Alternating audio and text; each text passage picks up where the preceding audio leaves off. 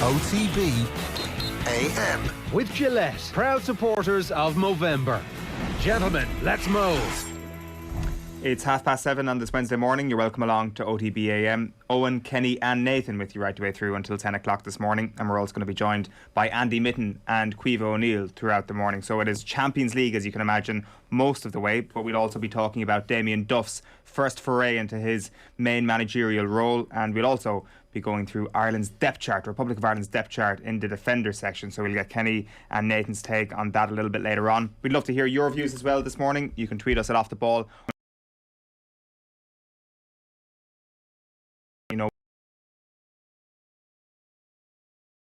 Going to be Champions League most of the way this morning, but we'll also be touching on Antonio Conte to Tottenham and whether or not Unai Emery is going to go to Newcastle. Some suggestion this morning that that deal may not happen at this point. Andy Mitten will be with us at 8:15. He was in Bergamo last night, and the sports page is coming your way at 8:30 before the sports news at 8:20. And then Caoimhe O'Neill will be setting the scene for Liverpool's clash with Atletico Madrid tonight. The Republic of Ireland depth chart at 9:05 and Damien Delaney from 9:30. So a packed morning of football coming your way. Kenny Cunningham, you're very welcome. Morning, lads. Nathan Murphy back from holiday. How are you getting on? Morning, everybody. So, Kenny, everything is right in the world. Sorry, I thought you were going to persevere. Oh, well, the holiday. we can do if we want to. I was interested. Not a Poor huge journalism on my part, Not a Kenny. huge amount to say. Any trips? If you're anywhere but the world Atlantic Way, I'll be I spent the weekend over in Galway, Kenny. Beautiful rainy Saturday night in Galway, out in the Galway beer town. garden. Galway town, in the city. mixer. They like to see it as a city still down in down the west, Kenny. Yeah, down Dominic Street, great spot. Owen Sheahan would know it well at this stage. I've been down there. I was down there the last couple of months. I had an overnight stay down there in Galway. Poof, that is a good town. Where'd you go, Kenny? No, I just had a ramble. I haven't been down there for a long time, but just had a ramble around the Spanish Arch. Is it? Arch, yeah. Yeah, but great, good buzz, nice restaurants, pubs. Galway's just like a transformed city over the last 6-7 years. I went to college in Galway and worked in Galway. Left in about 2006, and it was like obviously a great drinking city when you were in college and that. Now you go back, you go down Dominic Street from the top and then you are down to Roisin Dove and all the way down to Kai down the end. It's just bars, restaurants, as good as you get anywhere, Kenny. Yeah, but it's not too messy. It looks like something for everybody though. A lot of young kids there, fair enough. Obviously the college scene there, like you said, but like I said, some nice restaurants, some older people there as well. You know, quite sophisticated. Bit of you written all over it, Owen. Wasn't that sophisticated about 2 o'clock on Saturday night, I can tell you, Kenny. And the company you are keeping. I haven't heard this love for Galway coming out of your mouth before, Kenny. Where does it rank in terms of your favourite places in Ireland? I'm just saying, just dip me toes. Just my initial impressions, just having a little ramble around. I'd have to, because a lot of Dublin people heading down there the weekend, or a couple of hours on the train, well within striking distance. Absolutely. I can understand it. Wild Atlantic Way. Yeah, this could be a new buddy cop sort of show. Nathan Murphy and Kenny Cunningham on the road doing the Wild Atlantic Way. The new Micah Richards. Kenny doesn't seem that keen. What's the equivalent of Mayo? Is that a little bit of hopping over the border into Galway and talking up Galway, Nathan? Would that be No. Mayo man like yourself? If it's a rivalry that's put up there, obviously I'm going to do down Galway. But we. So where would you talk up in Mayo for a West. night out? A good, Well, back in the day, Kenny, Midas nightclub Ballyhonus would have been the place to go. Could have done you a deal. Could have got you in the back door for free. Probably That's a good would have been name. big. Everything you touch turns to gold. The N17 in Kilshama. The N17 when you were a young lad. The N17 in Kilshama was definitely the place. You got people from all over Mayo. We're not 17 now. Wilds of Belmont. Nowadays, you want to go to Westport. You want to go to Westport, Kenny? Have you been to Westport lately? No. Get yourself down to Westport. That's episode 2 of Nathan and Kenny's Wild Atlantic Way tour, isn't it? You could do Crowpatrick, get the bit of exercise as well. Fitbit, get me Fitbit on. Exactly. Nice restaurants, great nightlife, Kenny. Good food, it's got to be good food, Nathan. That's a given. An even better welcome in Westport than you'll get in Galway. There's that rivalry thing now coming out. That's what I'm. That's controversial. That's what I was see searching the Kilban for. homestead out in Achill. It's true. Yeah. Kilban statue as you go over the bridge at Achill Sound. Is there anything there? Is there anything out over there? For in Achill, for Kevin or in general? Kevin in particular. Is there anything? You think they should have a statue? Well, I thought He's got over 100 Irish caps. That's Is that true. not good enough for a statue? one of their favourite sons. No, Yeah. I would say anybody with over are we beating the 75 drum? caps. Are we beating the We drum can start here? now. Absolutely, absolutely. I mean, like, and all in on it. I would say that anybody over 75 caps, Kenny, should get a statue. And I mean, are we going to get a statue outside St. Vincent's for Kenny Cunningham at some point? No. I'm well down the pecking order there, St. Vincent's. Okay, well, that's. Hold my hand up to that. I beg to differ. I think that there should be something. We did a show down in Achill Sound about 2 years ago, just pre-COVID. Kilban came back. We did it in the clubhouse in Achill GA Club, and they were queuing round the block for about 2 hours beforehand to see Kilban. I bet Kev got emotional, Nathan, didn't he? I bet he got emotional. He did. He's that type. Yeah. Soft, My people here for me. soft centre, Kev. Yeah, I mean, there's absolutely nothing wrong with that, Kenny. We were chatting before coming on air that you actually did watch Manchester United last night. You weren't too bogged down in following the events at COP26 as you've been telling us before we came on air. But Manchester United caught your interest last night. Are they back? Is everything normal? Everything okay? That depends what constitutes normal at Old Trafford these days. Yeah, I suppose it was kind of classic cliche, kind of get out of jail time again. Felt a little bit like that. Performance was very scratchy, I thought, from the first minute to the last, and wouldn't say they didn't deserve the equaliser. Wasn't much in the game, to be honest with you. They were a little bit loose as well, Atlanta. I've been a little bit disappointed with them over the two games, to be honest with you. I've seen a lot of them play the last few years under Gasparini and haven't really been at it. I mean, they've been without some key players as well, should be noted, over the two games, defenders in particular. So it was a good time for United to get hold of them. But yeah, rode the look a little bit last night, United, but no look about the quality of both the Manchester United goals. I'll say that. And great strike for the second goal. Ronaldo, the first goal was a brilliant team goal actually. Fernandes, Bruno, Ronaldo, and even Greenwood, wasn't it? Yeah, some wonderful one-touch play there. So yeah, I don't know what the word is. A bit pained at the moment, Manchester United supporters. I'd imagine. You should be getting excited in terms of some of the quality which they're producing in higher areas up the pitch, and Ronaldo in particular scoring some spectacular goals. But you can't turn a blind eye to what's happening a little bit further down the pitch, which is nothing new really. What phenomenal, isn't it? What Ronaldo's doing, like the quality of the second goal, the finish. Like, when everyone else switches off, seems to be when he is most on. You think back to the game against Ireland, the 2 goals in injury time. His energy level seemed to rise in the last couple of minutes. Suddenly he's making these little movements constantly, and the way he was able to adjust his body, the second he saw it flicking up for Greenwood, you could see him turning his body and preparing himself for the volley. Like, to be able to do that at the end of a tough bloody 90 minutes for Manchester United. I know he doesn't massively exert himself, but the finishing quality is still as good as ever from Ronaldo, if not better.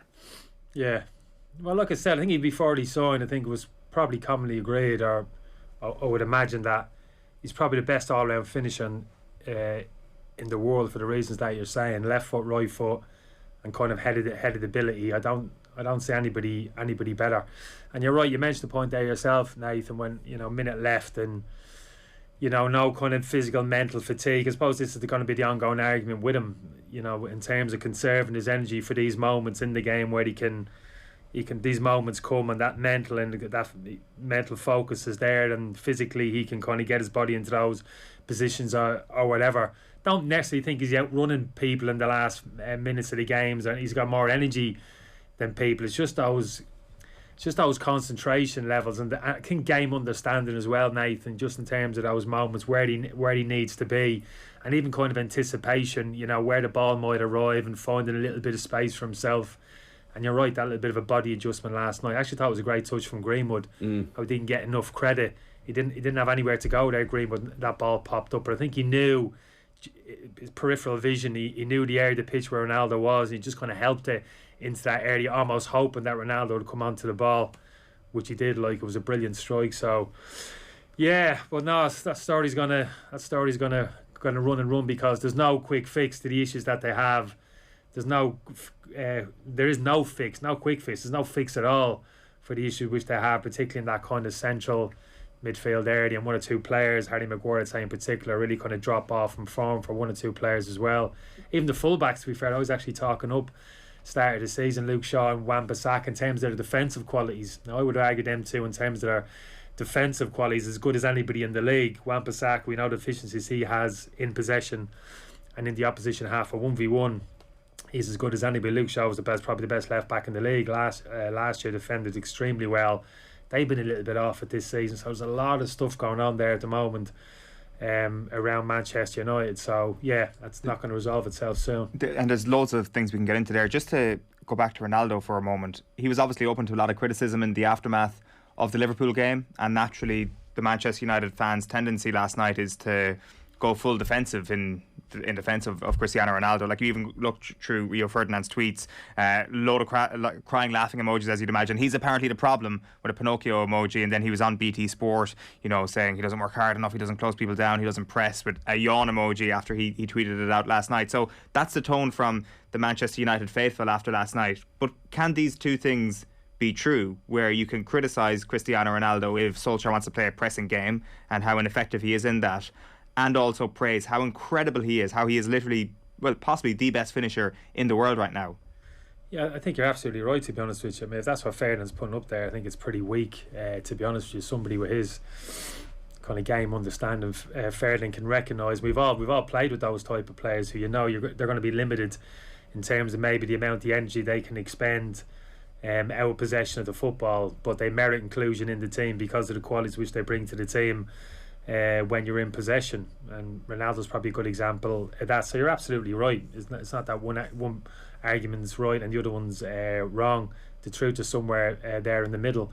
And you saw that in how he shaped up the team against Tottenham, I think, last week. He went back to the back 3-5, played with a narrow three in midfield, Bruno off the right, Fred and McTominay, but obviously paired Cavani up with Ronaldo, so that now he had like a partner alongside to share the load a little bit, and somebody a runner as well. Even at Cavani's age, he's prepared to run down the sides, can actually stretch teams down the sides. So even that small modification for me from Solskjaer made sense. I thought, that's good. He's getting the extra defender in there. Spoke about Maguire at the moment, lack of confidence, a little bit, needing a bit of protection. The back five with Varane in there certainly gave him that against Spurs.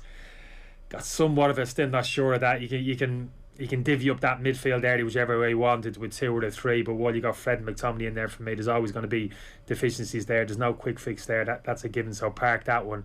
But at least up front, getting Ronaldo into a pair with Cavani and getting legs around and somebody in contact with him higher up the pitch. Because when Bruno plays as a 10 off Ronaldo, great when he stays within 10-15 yards of Ronaldo, and you can see the benefit when they play close together. The ball from Bruno to Ronaldo for the goal at Spurs was a great example. There was a great ball from Fernandes, I don't know if you remember, Nathan, the young boys game, outside of the right foot.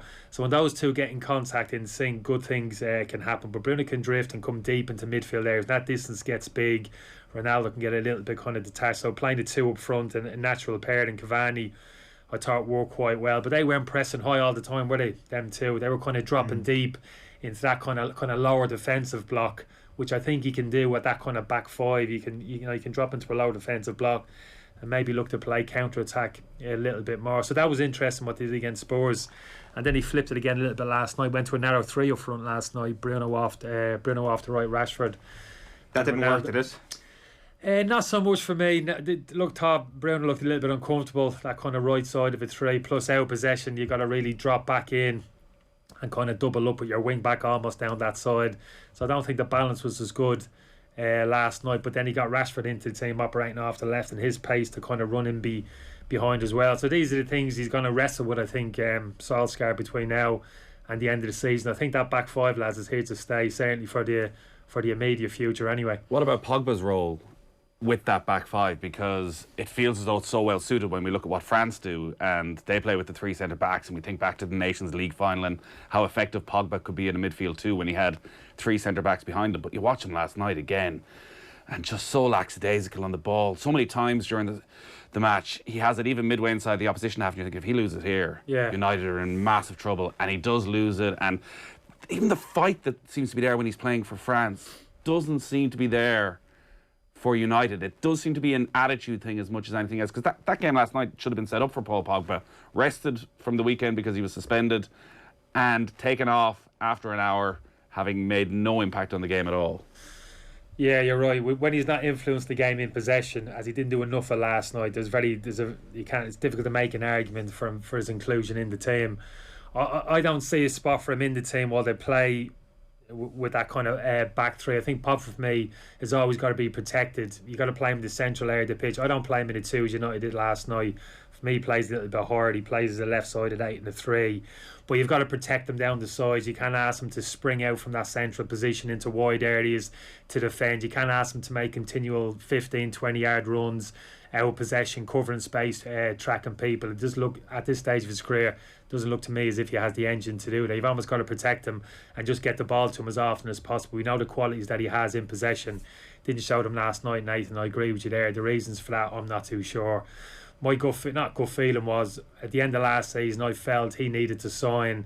United needed to get a firm commitment to him in terms of a new contract in the summer, a 3 or 4 year deal. Commit to it, focus. This is your future. Knuckle down, or get him out the door. Get your 50 million for him, which I think they could have done early in the summer. They've let it linger. He hasn't signed. And it looks to me as if it's just coming to its natural conclusion. He's not going to sign. His agent's probably there telling him, look, there's fortunes to be made here for us on a free transfer. So other players in the dressing room care about that? Does that have a... I know John Giles has come on the Thursday night and says that has a negative effect on the group. Depends on the player. Some players can be very focused, will seize an opportunity. Right, I'm moving in the summer, but I'm going to prove I'm going to get myself the best possible move. I'm going to show me best between now and the end of the season. Others, it'll be a little bit different. They'll lose a little bit of focus, a little bit of uncertainty there in their heads. And if that's the case with Poppy, if that's what we're seeing now, and he's looking a little bit further down the road in terms of his next move and potentially what's going to happen in January and beyond that, well, then he's no good. As long as he doesn't kind of down tools in terms of his attitude around the place and on the training pitch, I don't think there'd be a huge amount of the dressing room that'll turn against him. But he's no good. I mean, Paul Pogba kind of 70-75% sauntering around the pitch is no good to Manchester United, particularly in terms of their setup at the moment with that kind of back five at the moment. Almost you don't play him. I don't think he comes into contention. I don't think he can carry him like Bruno and Ronaldo when we're talking about in terms of their physical contribution out of possession, in terms of the qualities which they have in terms of that press and just energy levels out of possession. So why did he play him? I think for the reasons that Nathan said, for the qualities that we know that he has, like in possession. We speak about Fred and McTominay when they play in there. United just really can't wrestle control on that area of the pitch, can't dictate the play, can't really play through the thirds for obvious reasons. Fred and McTominay don't have those qualities. So you put Pogba there, you have a player who can receive the ball in the half turn, who can dictate play. He's got a great range of passing. He's got that kind of killer ball. He can link up well with Bruno. I think he's the only player, Bruno Fernandes, looks down the pitch and thinks he can trust to get on the ball and find him higher up the pitch in those pockets. I think when I'm talking about Bruno coming deep into midfield, I think the reason Bruno comes deep into midfield, he looks down, he sees Fred and McTominay and thinks they're not going to get me the ball high up the pitch. So he actually drops in there, gets, and he's the one hitting those 30-yard diagonals to Ronaldo, trying to find Ronaldo. So I think potentially Pogba has always been that key player, that kind of magic man in that central area of the pitch. But we've been saying it for so long now. I actually think that it's just moved on a little bit now. I don't see him as the future now, Pogba. But unfortunately, the future in that central midfield area isn't in the football club at all at the moment. They're going to have to go and find that and bring, if not 1-2 players in the summer. So they go back to the Spurs midfield for the Manchester City game, I suspect, if you were picking the team. Yeah, I think so. Yeah, I think Fred and McTominay will come in there. It's just interesting where he goes to that front two again, Cavani and Ronaldo, and where he fits Fernandes into the team. I still think Fernandes, even that back five, you can play Fred McTominay in a 2, you can play Ronaldo and Cavani up front, and you can still accommodate Fernandes in that pocket. So then you go back to almost like a split striker thing. You push the front two apart. A bit like when Solskjaer first came in and he played with those split strikers, and he played with a back three, if you remember. But when you play with those split strikers, all that I'd say, invariably you're looking for pace from those front players, because you're looking for them to split and get on the shoulders of the opposition centre half. That's sort of what France, if we go back to that Nations League final where they had Griezmann dropping deep and then they had Benzema and Mbappe as the front two, that actually you want Fernandes almost as that Griezmann figure, that bit further up the pitch. Because Steve McManaman mentioned it in commentary last night, that he was dropping so deep at times that United were getting it out of defence quite quickly, But then Fernandes was coming back on the halfway line and was almost slowing it down. Instead of being the one who was affecting and getting it to Ronaldo and getting it to forwards player quickly, as you say, maybe he didn't trust the midfield players to find that pass. He wanted to be the one to find a pass from deep every time, but it almost had the opposite effect of making United less creative. Yeah, but when you play with that narrow three, which they did last night with Bruno on the right, out of possession, you have to drop in. You have to actually drop into an orthodox wide midfield position and get in contact with your wing back. You're actually drawn back into those deep midfield areas. The position we're talking about, him operating behind potentially Cavani and Ronaldo in his central area, is he hasn't got those responsibility, Nathans, to drop into those kind of wide areas. You know, he can occupy that kind of central area of the pitch and kind of stay in contact with the front too. All I'd say with that is, though, you're putting a huge amount of stress on that midfield too. Then you haven't got the security blanket, that towards central midfield player, and that's a huge extra workload on those midfield too. And if you have the two best central midfielders in the world, if you had a combination of N'Golo Kante and a Matic at his prime in that central area, do you know what? You'd probably be able to get away with it. But a pairing of McTominay and Fred, as mobile as they are, I still don't feel as if any one of those two players is a natural defender. So that's what I'm talking about. They're the ongoing issues which you know he's got to have. The issues are that you could almost sit here and go through 1 to 11 Manchester United and question every player and their role and their form and what they're doing. One more, Harry Maguire. Like, his absolute collapse in form, his constant mistakes, match after match. He looks totally devoid of any confidence. Even at the very end last night, I don't know if you noticed, there was like Atlanta weren't pressing for a winner or anything after Ronaldo got the equaliser, but it was just a harmless enough ball played towards the edge of the area, and you could looking around, you could see the absolute panic that something was going to go wrong. What do you do as Solskjaer in a position like that with your captain, with this hugely experienced player who it felt as though was about to go on to another level after the Euros? Like, do you take him out of the fire and rest him, or can United afford to do that? Well, that's a massive decision taking him out. Funny enough, I was watching a bit of the Villa game the other night. Now it's Tyrone Mings on the bench, their captain, parked on the bench for a game. So that can be a massive decision. I was looking at his face. You could tell he wasn't too happy. So that's a big decision to make, to take one of your senior players and your captain out of the team. I think the answer is he'll try and protect him, which is actually what he's doing by reverting back to the back three and really narrowing up that defensive block, the five. He's actually protecting Maguire, getting Varane a little bit closer to him. He usually plays left of three, does he, Maguire? And getting Luke Shaw narrowed up as well and operating a lower defensive block. We spoke about Spurs, that lower defensive block. That's exactly what you want to see when you're a defender and you're not particularly quick, the most mobile. You don't want to see big distance between you and your goalkeeper behind you. You want to get yourself as close to the 18-yard box as possible so you can't get done in behind from balls in behind. So that's what we're seeing a little bit of late with United. And I think part of that is to kind of protect Maguire to a certain extent. I think even Lindelof, I don't think he trusts 100% either. So I think they looked a little bit more comfortable against Manchester United. Not so much last night. Obviously Varane's off the pitch last night and that they got an issue. Even that second goal last night, I mean, it was Boy's fault. There's a path to goal, just simple ball over the top. Boy has to do better.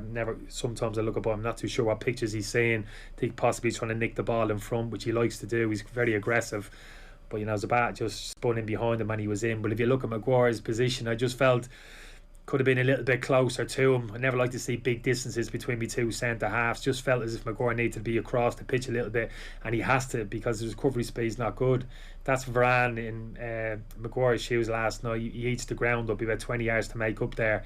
He makes up the ground and he actually nicks that ball off the toes of Zabat. Hasn't got that recovery speed, Maguire, but he's usually a good reader of the game, Maguire. I'll give him that. He reads situations well. So that kind of marries up in terms of that kind of lack of speed that he has. But it is an issue in confidence as well, I think, is the biggest thing now. He's lacking confidence. He's kind of making mistakes. I wouldn't say he's rabbiting the headlights at the moment, but he's struggling a little bit of confidence. So I think even with Varane out, which it looks like it's going to be the case at the weekend. And Lindelof possibly as well. So, I mean, you may not have an option to go three at the back. Maybe, but I think say if Lindelof's fit, I could see Luke Shaw dropping in left side for three. Yeah, Maguire going right, Wan-Bissaka and Telles coming in just to keep that kind of back, just to keep those distances small between that back five. And the big reason being just to give Maguire that bit of protection, give him an opportunity to kind of rebuild that confidence a little bit. So, not to labour the point now, so you are definitely thinking that the three at the back is the best way for United to proceed, because there was the sense last night that maybe even for a while that, okay, this was down to Greenwood being introduced rather than going to back four, but it did seem that there was a greater impetus to Manchester United once they were forced into that change away from the back three. Maybe being only temporarily, but it seemed positive at the time last night. I think temporarily, for me, no, I wouldn't be sticking with it, because by playing with the front two, basically you're saying Ronaldo plays and only one of say Rashford, Martial and Greenwood for me is the absolute key. He's probably spoken about him for more. He's the one for me who's like, you know, could be absolutely anything. He's the one who could develop into an absolute world-class striker, but we just don't know it yet. We haven't quite seen him enough of him, particularly in that central striking role. So by playing with the back five, basically you're sacrificing one of those forward players, and Greenwood's going to have to pay the penalty for that again. Parked again last night, even though they played with a three last night. Again, Bruno has to play, Ronaldo has to play. You're talking about one position again, even with a front three last night, and Rashford got the show. So for me personally, no. I can understand at the moment the back five for the reasons that we said, but for me still they've got to get back to that back four, midfield three, and that front three. Such are the attacking quality, the quality which they have within the squad. Get your best three up the pitch and just get that best dynamic in that midfield three area. It's never going to be perfect. It's got its limitations, but just pick the best balance you can in that midfield three area, but get your best three attackers on the pitch. And Greenwood for me is one of them. He still has moments in the game coming off the bench last night. You just feel as if, well, there's a top class player in there and a top class finisher as well, as we've seen, and I think there's more to come from him. But he needs game time. It's as simple as that. And this is another issue we've probably spoken about before, Ronaldo coming in and how it affects his game time. Greenwood going forward, particularly in that central striking position, which was an area I felt potentially he could develop into that kind of top class central striker. But I don't think he's going to get too many opportunities, certainly not this season with Ronaldo's presence. Just one last question on the defence for me anyway. Would you be interested in seeing maybe a Bailly-Varane combination at some point if everybody's fit over the course of the next month? Because he's been getting a lot of credit from the Manchester United fans last night, Eric Bailly. No, I'm not a huge fan of him. He's got some good qualities. Like I said, he's very mobile, quite dynamic in his move. He's very aggressive, what I like to see. And by aggressive, I don't mean he's looking to fight the world. I mean, he wants to get tight to people. He's not prepared just to allow centre forwards to have the ball and drop off. He likes to nick things in front at times, make it into a physical battle, and that's all well and good. But you can't do that all the time. You can't win the ball every single time. Sometimes the danger's in behind. Even that first goal last night, I don't know if you remember, the ball got played into Zapata down the inside left channel. Again, he was trying to nick it off the front. The ball got kind of deflected in behind. But again, it was all about, I want to win this off the front. And good strikers will read you. They'll lean into you, they'll push off the ball, they'll threaten to go short, they'll spin in behind, and they'll catch it out. So no, I wouldn't be Bailly's biggest fan, to be honest with you, because those qualities that I'm talking about haven't changed for the whole of the time. He's reasonably young, but he's not that young now. Yeah. And he hasn't really changed as a player. So no, I don't think he's the answer. I just don't think, apart from Varane, I still think potentially Maguire, he finds that little bit of confidence, and you protect him to a certain extent in terms of players around them. I still potentially think that's the best pair in which they have, Maguire. Right. Mad, you're talking about the Manchester United captain having to protect him. But that's always been the case. I mean, I was saying that even when he first came into the football club. Again, he's got some wonderful qualities. Great, probably one of the best ball-playing centre halves there is around, dominant in the air, and I think he's a very good reader of the ball, which you have to be, because like I said, I mean, I played the game, I'm not comparing myself to Harry Maguire, but I was very one-paced as well. I had no speed as well, so I very much leaned upon just the ability just to, read the game to a certain extent, anticipate where the ball was going to arrive, where players are going to run, so you could adjust your position early, give yourself an extra couple of yards. I think generally speaking, Harry Maguire does that quite well, but there's certain physical attributes which he has, which he can't change.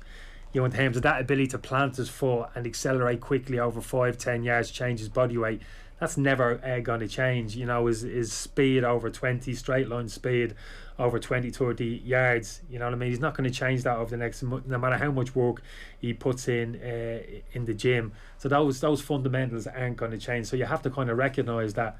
and maybe just modify things to a certain extent. Full back on your left hand side, centre half on your inside. That's why Varane's helped him. And I think when Varane first came in, first couple of games, that looked a real partnership. I think Maguire fed off him a little bit, actually grew in confidence, because he knew, I got somebody here actually lightning Speedy Gonzalez alongside me. I don't have to worry about so much that ball over the top. He's going to get around on the cover all day of the week. But Varane comes out with a team, then those small frailties in that central defensive area kind of rear their head. And when you make a few mistakes, as Nathan was saying there, and you lose a bit of confidence as well, that's a difficult position to be in, particularly a club like Manchester United when the microscope's on you. You mentioned in the context of Paul Pogba that they sort of dithered over his future a little bit in the summer, that they should have handed him a contract.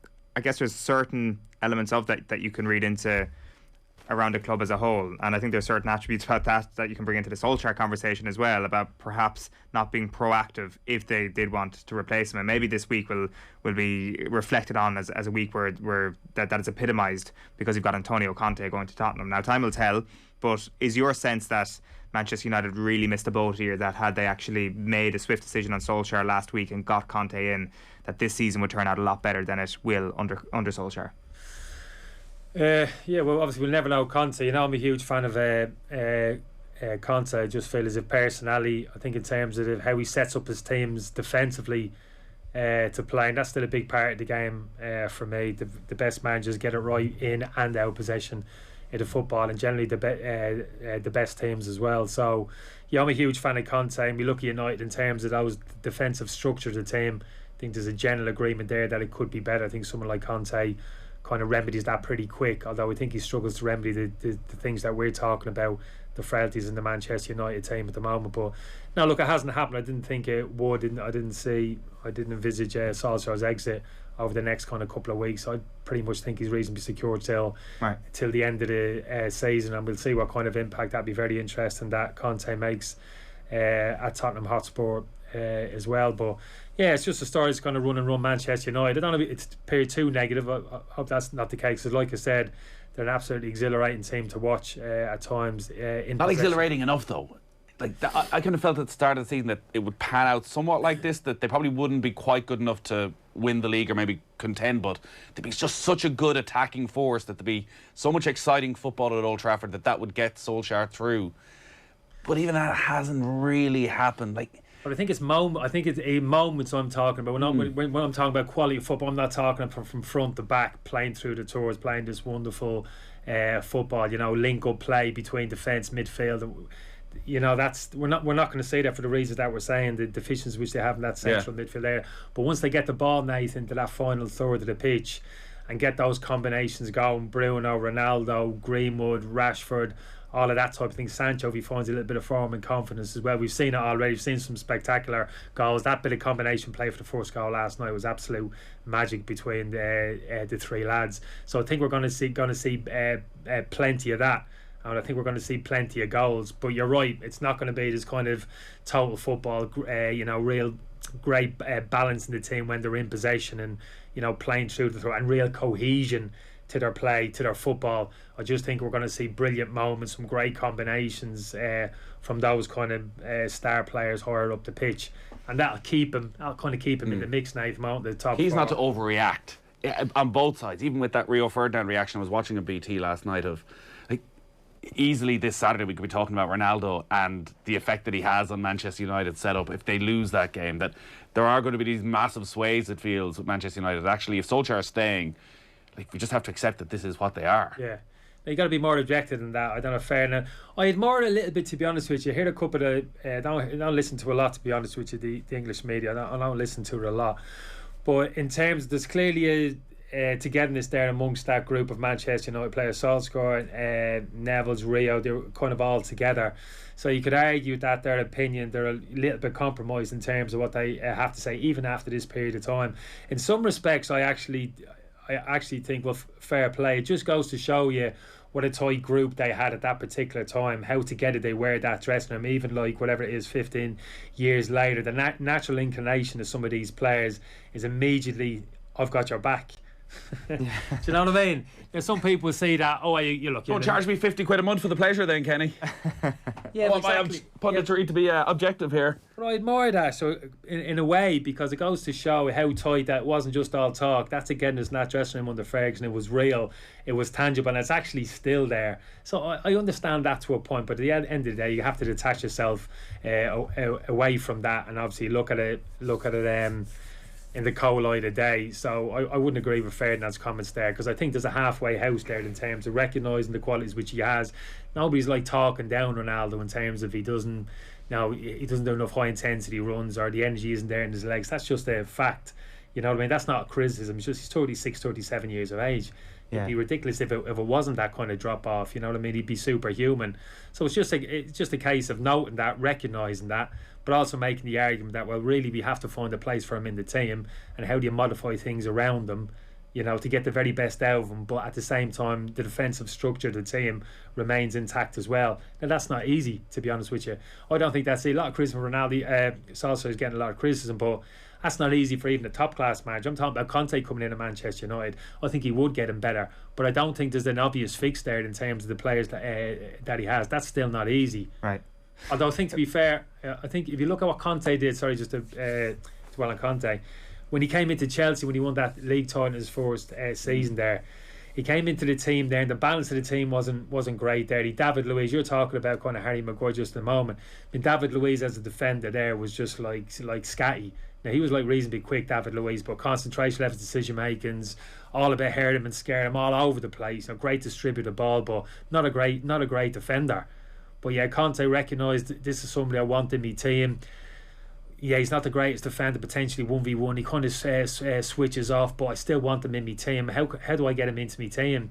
So he went from a flat back four quite quickly when he came into Chelsea, went to that back three, put David Luiz in the middle, put his two best defenders either side of him, Azpilicueta and Cahill it was, and kind of protected him in that respect. Got the wing backs into the team. Kante, I think Matic even was there at the time. So he put a template there on the pitch to say, I want to get David Luiz on the pitch. He's got some outstanding qualities, personality, range of distribution, can get me from back to front quickly, but how do I protect them? So this is what he did. He actually went to the back three, got his two best defenders alongside him. So you get the best of solutions. You have to kind of figure it out. But he did it at Chelsea, and he went on to win the league that kind of fourth season. And Solskjaer's got similar problems there in that kind of central midfield kind of axis, and at centre half at the moment. He needs to find a few kind of quick solutions as best he can, at least paper over the cracks as best he can. Making those parallels between Chelsea and Manchester United is not going to do Manchester United fans any favours this morning, because it sounds like Antonio Conte could almost fix the problems that you pointed out there. But again, it's really hard to sort of decipher that as the season goes on. Two very different situations. Just one question on that: have you ever, decided not to bury a teammate when you're doing your punditry gigs? Was there a tight knit community within your dressing room? Listen back to his analysis after Ireland played Gibraltar. No, but people do say it, don't they? Even say the international one, Nate, when you first come out, because the lads you've played with are still, it takes probably around 6, 8, 10 years for that group to move on, and that new batch. So it's not as if you're waiting for the new batch to come in, right, I can hammer a few people now. Certainly not. And the international thing's different. You're always that little bit, we're all together, we all want the same thing. But I think there is a little bit of that. Don't get me wrong, some players more than others now, to be honest with you, that you played with. Some players would have driven you absolutely mad. But I still think, there is. I think you're right, actually. There is that little bit of thing about when you're in the kind of dressing room together and you've spent time in the dressing room together, when you come outside of that and you're, as a pundit, and you're talking about that same player, I think there is still a little bit of that. You have to fight it and you try and push it to the side, Nathan. Well, this is it now. I'm an analyst now, I've got to be neutral in terms of my assessments and my critique and all that type of thing. But I think deep down there is a little bit of that. I think you can do both, Nathan. I think you can be critical, you can give an honest, objective opinion, but I think it's how you flower up, is how you project it, isn't it? How you deliver it, your language really, I think, matters. You know what I mean? I think it does. I think it can hurt a little bit. Next teammate coming with the big hammer, I think can hurt. So I can be a little bit conscious of that. Not so much now, not so much my ex-teammate. That's how many next thing. Well, you've brought us beautifully onto our next talking point this morning. Kenny Cunningham, Damien Duff is in as Shelbourne manager. I mean, we haven't actually we haven't seen any games under his management so far. So I think you're immune from. Is it done? He's going to be unveiled today at lunchtime. He's gone a bit. What? So he's not Shelbourne manager. We're making a big jump here. Making a big jump. No, he will be unveiled today. First of all, your initial reaction when you saw this during the week that he was going in for his first manager's job? Yeah, I think it's great. Yeah. I think it's great in a load of different levels. I think it's a good move from Damien's point of view. Obviously, he's proven himself at different levels. Underage level, both at Shamrock Rovers and Shelbourne. You only have to speak to people around those clubs and around the teams he's been involved in terms of the impact that he's had. And obviously even his time at Celtic working alongside Neil Lennon. Spoke to Neil a couple of times briefly, just working, and again spoke very highly of Damien. So I think this is a kind of natural step for him. I don't think it was a step he was desperate to make. A lot of young managers, this is where they want to be, fiercely ambitious. I want to be the manager, the governor, the number one.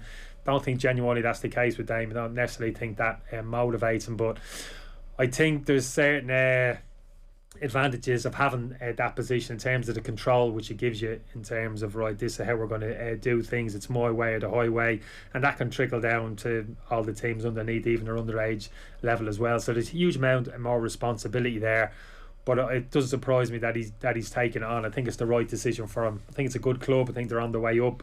I think they have some good investment behind them, so I think it's a good situation for him to start, and I think it's great for the league. I think the league's in a really good place at the moment. I'm watching again this year, trying to get around to as many games as I can, but I think if you even look from a managerial point of view, like Stephen O'Donnell, Alan Matthews, that combination at St. Pat's, Rory gone back in at Derry City, a lot of investment coming in now from the owner, seems to be putting a lot of investment at Derry. Liam's doing a great job, more experienced manager down in Sligo. Sligo traditionally always been a great football club down there as well. Rovers, we know what they're doing, phenomenal.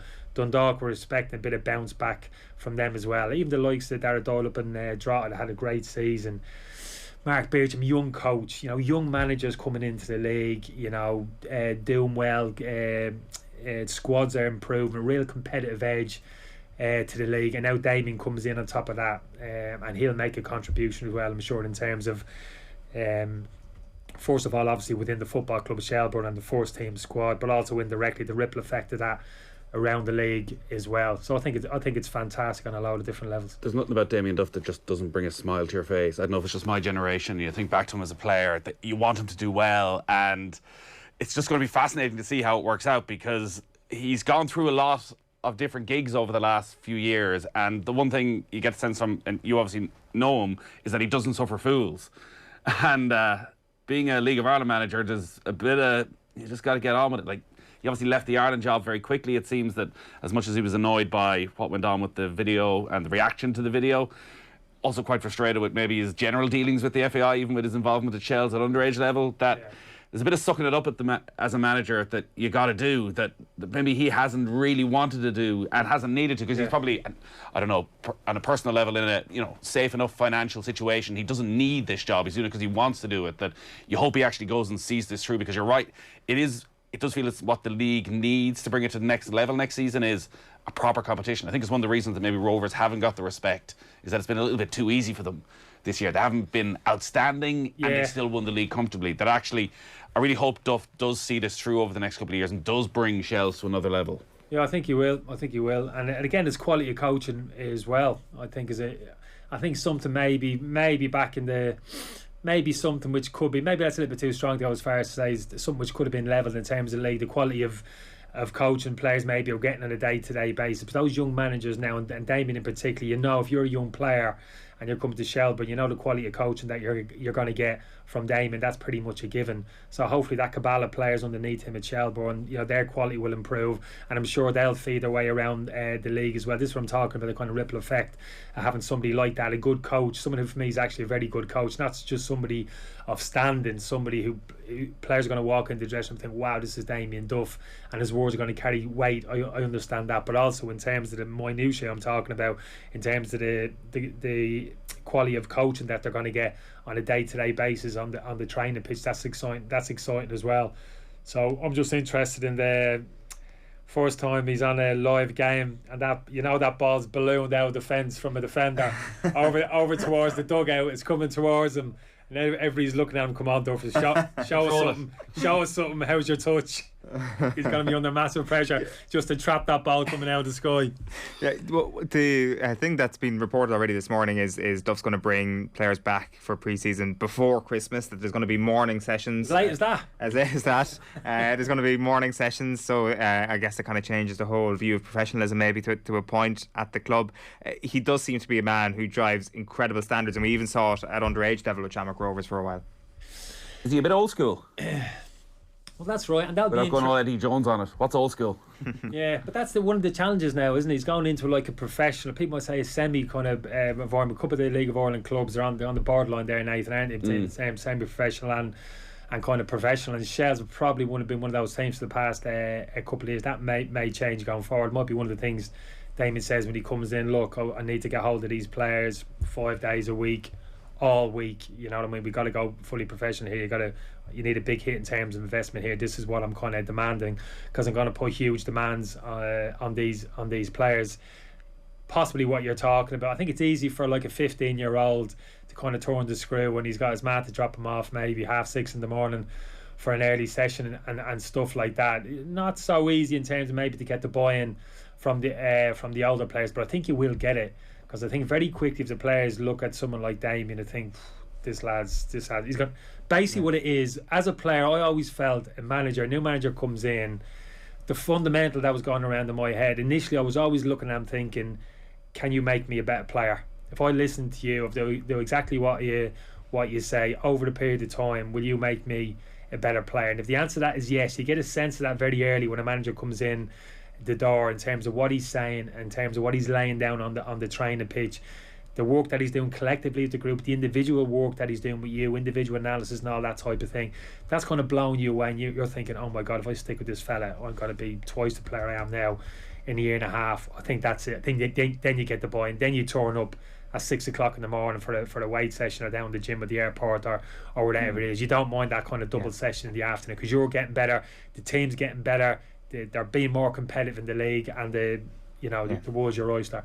Yeah, it's going to be really interesting to see how that plays out. We've got plenty of reaction as well, which we'll get to throughout the morning on Manchester United and on Damien Duff. But we are chatting to Andy Mitten in just a moment. We'll take a quick break.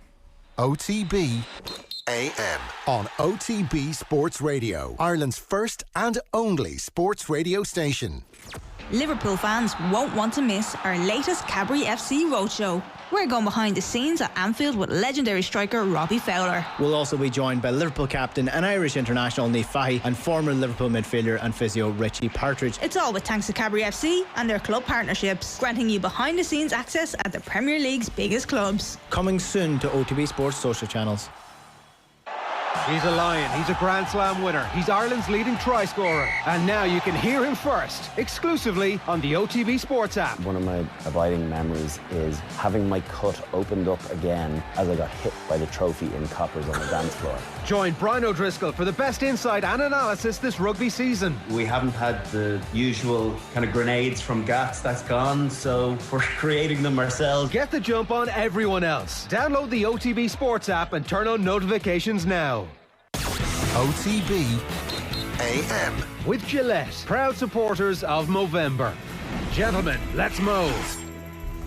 You're welcome back. It is 8:17 on this Wednesday morning. It's Eoin, Kenny Cunningham and Nathan Murphy with you. Andy Mitten was in Bergamo last night. We'll get to him in just a moment. But first, here's Ole Gunnar Solskjaer. You know, we all have our roles and responsibilities, and of course Cristiano's a leader in the group, but of course, that's what he does. He scores goals. We're not happy conceding 2 goals. Both of them are very, very fine margins. I think the first one should be off. The second one is a centimetre onside. Is probably maybe offside in last season. So it's fine margins. But he does provide those moments, and I'm sure Chicago Bulls didn't mind having Michael Jordan either. So sometimes teams have the players they have, and that's why they are at Man United, and that's why they are champions in Chicago Bulls. You just come up with those moments, and for me, I know there's votes coming up, or Cristiano is just getting better and better for us. he's feeling better. You know, he's not had a proper pre-season. Now he's getting better and better, and he's feeling up to speed now. So Cristiano Ronaldo, Michael Jordan, Andy Mitten, are Manchester United anywhere near the Chicago Bulls is my question. I'll give you a one-word answer if you want, and it isn't yes. Who's Scottie Pippen? Scott McTominay. McTominay. How is the general feeling this morning, Andy? I was watching you doing your 2-minute match report last night. You were saying that the Manchester United fans who were there were in full song, fully supportive of the manager, but this is just a continuation of the uncertainty, I guess, of where this team is going last night. Yeah, well, it's raining today, as it was the day before the game, but yesterday it was. I think the United fans enjoyed a beautiful city, but 10 minutes before the end of the game, an announcement came over that, well, you're going to be kept in for 1 hour after the match, and the team were 2-1 down, and you could just say, oh no, this is just another bad night. And then Cristiano was. He equalised as he'd done in the first half. I think it was a good result. It wasn't a good performance. It showed character, but it was a good result because it keeps United top of the group stage. I'm not looking at this United team thinking going to St. Petersburg in May, because the team still looks well short of the standard of the absolute best. But after the bad start in this group, to be top of it after 4 group games, you've got a difficult game at Villarreal away coming up, and then you've got the home game against Young Boys. United aren't beating Young Boys at home. They don't deserve to be in the Champions League. So it was a decent result. Was I worried watching it? Yes, I was. Especially in the first half. I thought Paul Pogba, who had a chance, he needed to take it. He didn't. He lost possession several times. He's not going to be figuring because he's suspended after that sending off against Liverpool. I thought Eric Bailly, who came in, played in a 3 then a 4 at the back. He was probably United's best defender. Was worrying losing Rafael Varane because he's one of the best defenders in the world. David De Gea, one of the best players this season. He had a bad night in Bergamo. He was really poor for the first goal, and the second goal I'd like to see it again because I was only in the stadium when I saw it, but that looked like he just gave the goal scorer a big wide goal rather than closing the gap down. So on balance, I think it will be seen as a successful European away trip, in so much as fans could attend, did attend, enjoyed it in a good city. The hosts were friendly, the atmosphere was fantastic. The ground only holds 21,000, but it was bouncing. We knew it would be good, and it was good. I think Atalanta are a good team. They're not a great team. You're not going to be expecting them to be in the final. But they've become Champions League regulars. I like the way that they play football. And, you know, United knew what was coming. United's game plan, and knew that Atalanta are like Leeds, but better, if you like, in terms of the style that they play. They press, they're aggressive. And United never really got to grips with that. Even though United shaded it with possession and had spells of dominance, you felt that if it was a better team, then they would have put Manchester United out of sight. Andy, does it touch a Groundhog Day around the entire Manchester United conversation, but particularly around Paul Pogba? I'm just wondering, from your knowledge of the club, what the attitude towards Pogba is, considering the issues with his contract and the performances and the inconsistency and the stupidity and the lack of discipline against Liverpool with the red card, and then, as you say, a big opportunity given him last night in that midfield too, and just the real casualness of his play, that here's a world talent who's been hauled off at a time of real need for Manchester United with 25 minutes still to go in the game. Well, he had a chance, and I knew that he was asked to make sure he did his tracking runs right, that he defended right. Clearly, the manager was looking for moments of genius from him. It wasn't really happening. I mean, I thought he was really poor. I thought he was poor trying to dribble the ball away from his own area. Wasn't surprised when he came off. And at this moment, Manchester United need discipline. They needed it at Spurs on Saturday.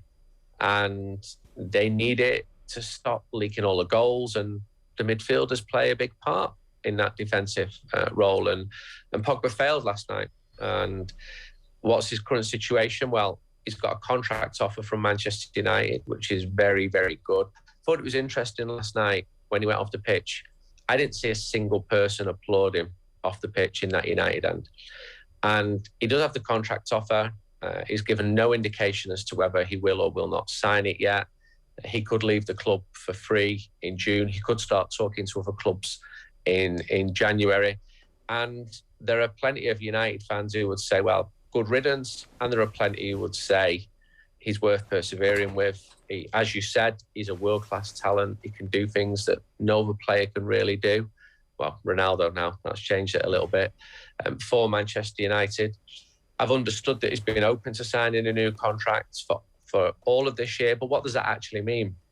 Pay us enough money and I'll sign a new contract. And I spoke to one leading agent about Pogba's situation, and he said there's not so many clubs who'd buy Paul Pogba for a fee, but there are a lot more clubs who'd have him for free. And I think that's a fair assessment of where we're at.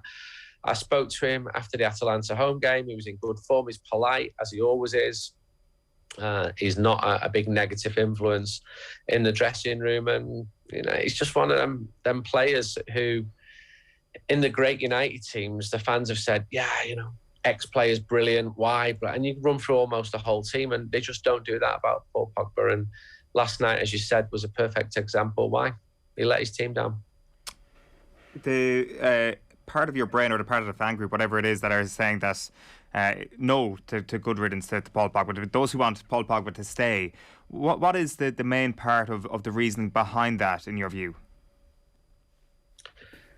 Because they watch him for France and see how good he is, because there has been times when he has been good. He was Manchester United's top scorer only a couple of years ago. He's clearly talented. You know, he's a world champion playing in a very good team. The best pass I've seen all season, all year, this calendar year, was Paul Pogba for France in Munich against Germany to set up their goal.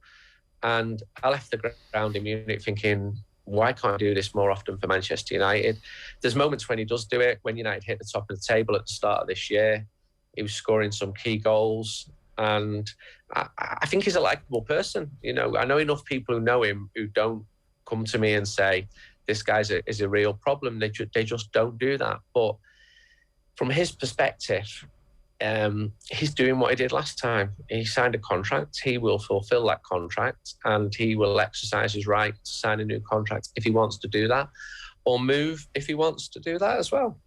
And it's a situation which is full of really strong arguments for and against. You know, you might say he's a Manchester United player, but there's no evidence in his bios on social media that he plays for Manchester United. There's not a song for him, not a real song which fans sing about him. And, you know, if he moves somewhere else, you just won't be surprised if he was one of the best players and started winning all those individual awards, which he's not been close to winning while he's been at Manchester United. It wasn't supposed to be like this. He was supposed to be the talisman. The team was supposed to be built around him when he came back in 2016, and a major reason why Manchester United would return to greatness.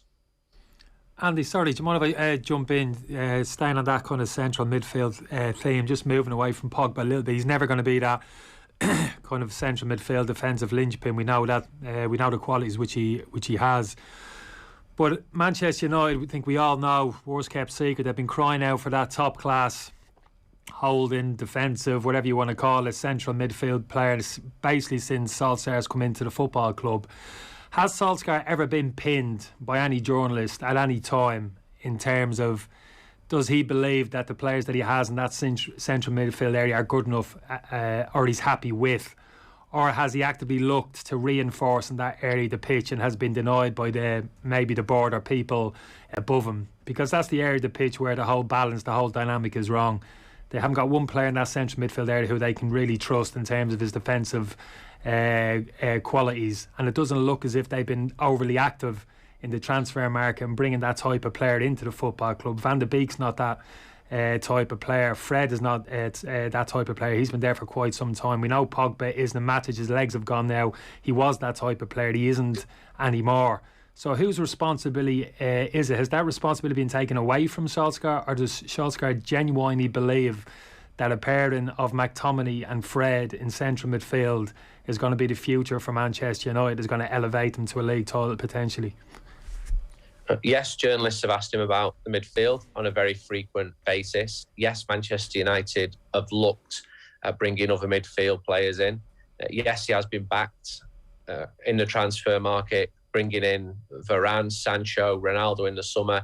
You can absolutely argue, as I think you might do, that a priority should have been a central midfield player. United had to move players on, but Matic, he's good. He's a good player, Matic. He's trusted, but he isn't Matic age 27. Fred and McTominay, Fred especially, are derided, but he trusts them as an insurance role.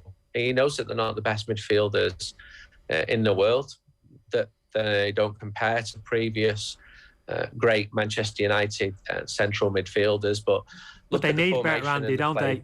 They need better. He's a tidy enough player for it, isn't he? And McTominay, it's not good enough. It's not going to take him where they want to be. It's not going to take him to a title, is it? And they know that. It's taken a long time, Andy, isn't it? It's taken too long. How long has he been there? Is it 2.5 years? I forgot. How long has he been there, Solskjaer? We've been having this Manchester United conversation, supporters, surely you included, have been having that conversation for a long time about the quality in that central midfield area. Who's got to come in? We've got to reinforce. We've got to get better, and it just still hasn't happened. It's like 2-3 years in. If we would have been speaking a year ago, we would have been saying that the right-hand side of midfield was more of a priority issue. I think now, absolutely right, that central midfield. Declan Rice is a player United have watched. They just couldn't go out and get him for the type of money West Ham would want for him in the transfer window. I'm sure Declan Rice would love to come to Manchester United. Right back was another position. They tried to get Kieran Trippier. What do you do when Atletico Madrid say, we're not selling? United brought 3 top players in this transfer window. That squad there now with all those players should still be doing better than what they are doing. The results in the last 5 or 6 weeks have not been anywhere near good enough. And the midfielders rightly coming under scrutiny, not just because Liverpool completely outclassed. I mean, I watched Jordan Henderson for Liverpool. He was absolutely fantastic. But Villarreal and Atalanta just swarming through. This isn't PSG, because that also happened last year. This is Villarreal and Atalanta at Old Trafford. And there were times last night where I felt Scott McTominay is really struggling here. Then again, for me, he was the best player on the pitch at Tottenham on Saturday. Definitely got something. Maybe that's more of a peripheral player. But if we're comparing these players to the likes of Roy Keane who've played before, they're not coming close. They're not in the same league. And Manchester United should be in the league where they're not only competing for the Premier League or the Champions League, but winning it. And to do that, you need the best midfielders in the world. Your point's right. They are not at Manchester United at the moment. They've tried it with Pogba. They tried it with Pogba last night. What happened? He cost the team. He gave the ball away 3-4 times, I counted, in the first half alone. So, we might have been talking about it for a long time, but Paul Pogba was supposed to be an option there, and that just hasn't worked out. And that can happen in football. Donny van de Beek, really interesting. Who signed Donny van de Beek? I don't think that Ole Gunnar at any point went out and said, this is the man I want. He's been offered him. The club have been offered him for a good price at the right time. And on paper, and I saw Van de Beek for Ajax, he was really, really good. He's not playing. He came on for 5 or 6 minutes last night and was really, really good. But that was his first time that he'd been on the pitch in 7 or 8 matches. So it still is, as you're right to point out, it still is an area of contention for Manchester United. If you gave Ole Gunnar Solskjaer a fortune now and said, go out and bring any player in, I'm sure that would be the position that he would want to change. I just want to put one comment to you, Andy, because I know you're under time pressure, but Mick has been in touch. He says, as a Manchester United fan, I think it's time you discussed the captaincy with Andy. It's the history of great captains the club. You have to wonder how Harry Maguire fits the bill. Is that a reasonable criticism, do you think, Andy, in terms of his captaincy and even his position in the starting team at the moment?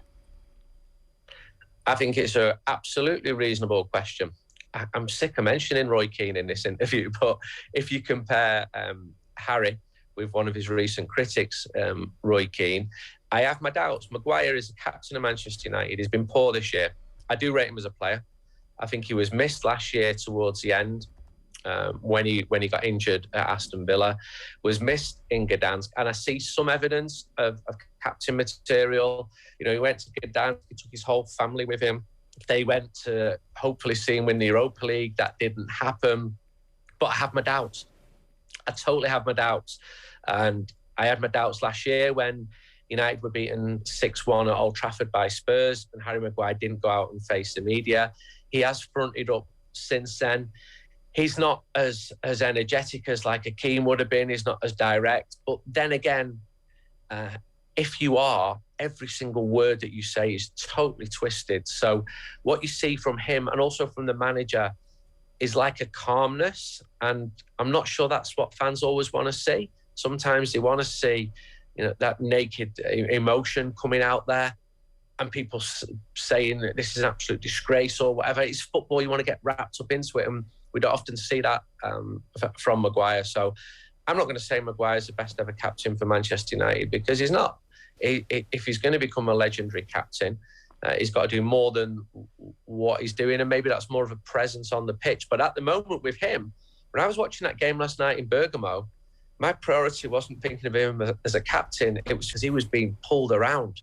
He was really, really struggling. There was far more energy in the players he was up against. Muriel, for example, there were times between the 80th and 90th minute where I thought Maguire is becoming a liability on the pitch here. Now, I think he's having a bad time. I don't think he's a bad player.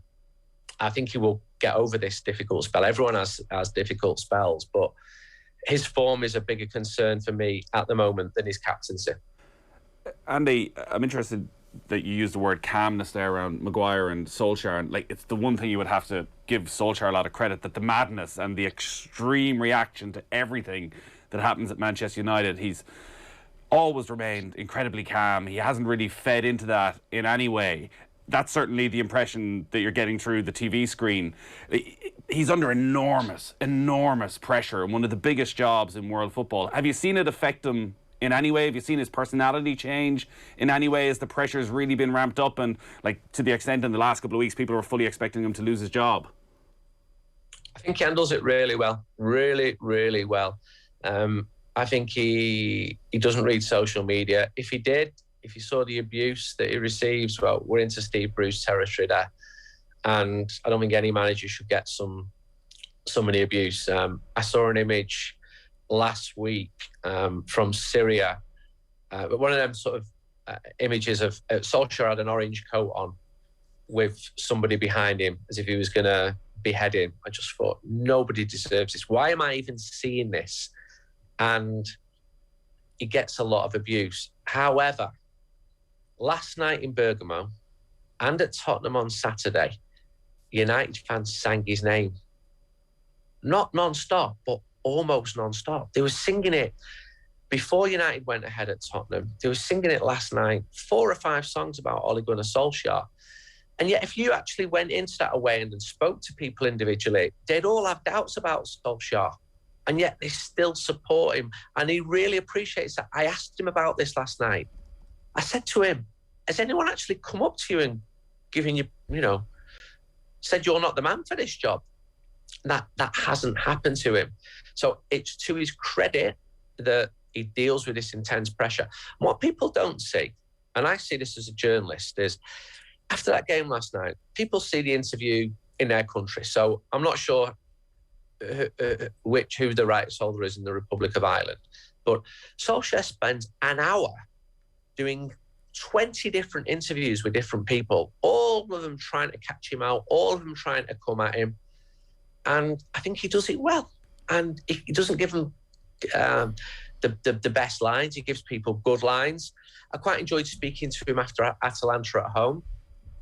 And he mentioned the fans in the Stretford end. So I tried to pinpoint him. What, the Red Army? Yeah, the Red Army with big old Pete over there. And I loved it because he relaxed a little bit. And maybe that's because he knows me. Wasn't particularly fair on big old Pete because Pete Boyle isn't big anymore. He's lost a lot of weight. He goes running every day. To call him old, well, Ollie, I mean, he's a similar age to you. You're going to call Ollie the old Norwegian. But I like that. I like that about him that, he does know the club, and that's not going to keep him his job if results aren't good enough. But he's under so much pressure, and sometimes he does keep coming out with the same lines. And sometimes people say, just give it a rest, Ollie, I'm sick of hearing this. But he can't give it a rest because he's contractually obliged to speak to the media. What can he do? At times he's between a rock and a hard place. I think in terms of dealing with the pressure, he's handling it well. All right, Andy, great stuff as ever. Thanks a million for taking the call. Thank you. Cheers. Andy Mitten there on the line from Italy as Manchester United rescue a late draw. 2-2 was the full-time score last night. That was an interesting point at the end, Kenny, about Harry Maguire and the captaincy, and comparing Maguire and how maybe vocal and maybe a lack of fire and brimstone from him compared to, say, Roy Keane. Is that something that's important as a captain? Actually exerting that sort of level of passion just in your public utterances, let alone on the pitch? No, I don't think it's. I don't think it's vital. People captain as they see fit, and you have to remain loyal to your own kind of personality. You can't put kind of a face on, you know what I mean, at any particular moment. I just think with Maguire at the moment is, I think what makes it difficult for a captain is like personal performance. I think when your personal performance kind of drops to a certain level, I think that's when it becomes very difficult for yourself personally, and also for the manager.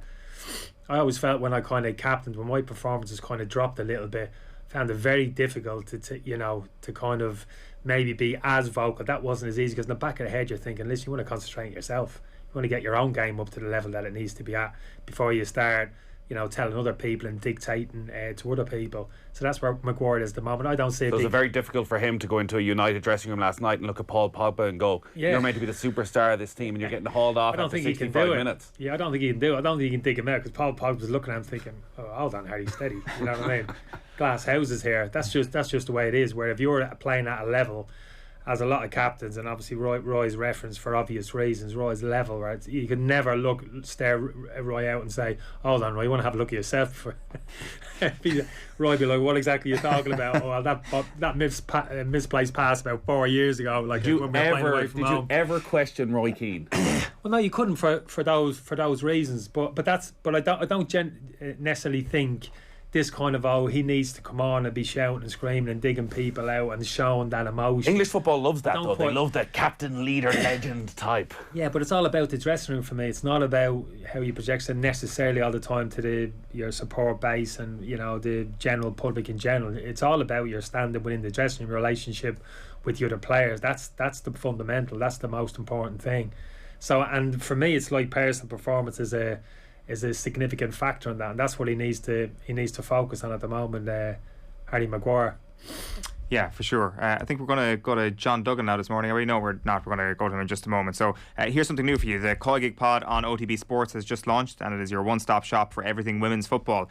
From the WSL to the Irish team and everything in between, Kathleen McNamee and Karen Duggan will have all the latest news, reaction and analysis every week, as well as some top-name guests. So next week, the one-woman goal machine that is Katie McCabe will join the pod, but kicking things off this week was Lucy Quinn. Having just made her Irish debut, she also made the decision this season to return to her first professional club, Birmingham, despite their issues off the field. Here's why.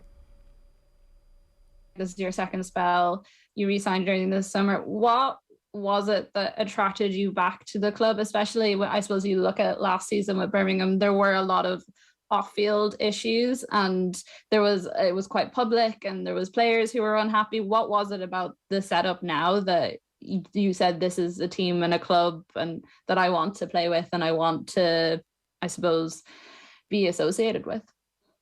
Yeah, obviously my first spell at Birmingham was my first professional contract, my first club. They really took a chance on me, I guess, kind of gave me the opportunity to play at this level. So Birmingham always had a special place in my heart, and I never left on any bad notes at all. I just wanted to go and test myself and put myself in new environments and develop. And I always said to the club that I would never be against coming back. So yeah, when I found out that they were interested in the summer, that was definitely a conversation that I wanted to have. They made me feel valued just as they did before. They really make me feel like they appreciate me as a player and a person, which was really important to me. I was looking for a new challenge in my career, obviously being a bit older now, so being a bit more of a senior player. And I felt like that's what Blues needed. Blues needed players like myself or Louise to come in with a bit more experience and really help them get through this season. Again, with the off-the-pitch stuff, women's football is growing at such a phenomenal rate all the time.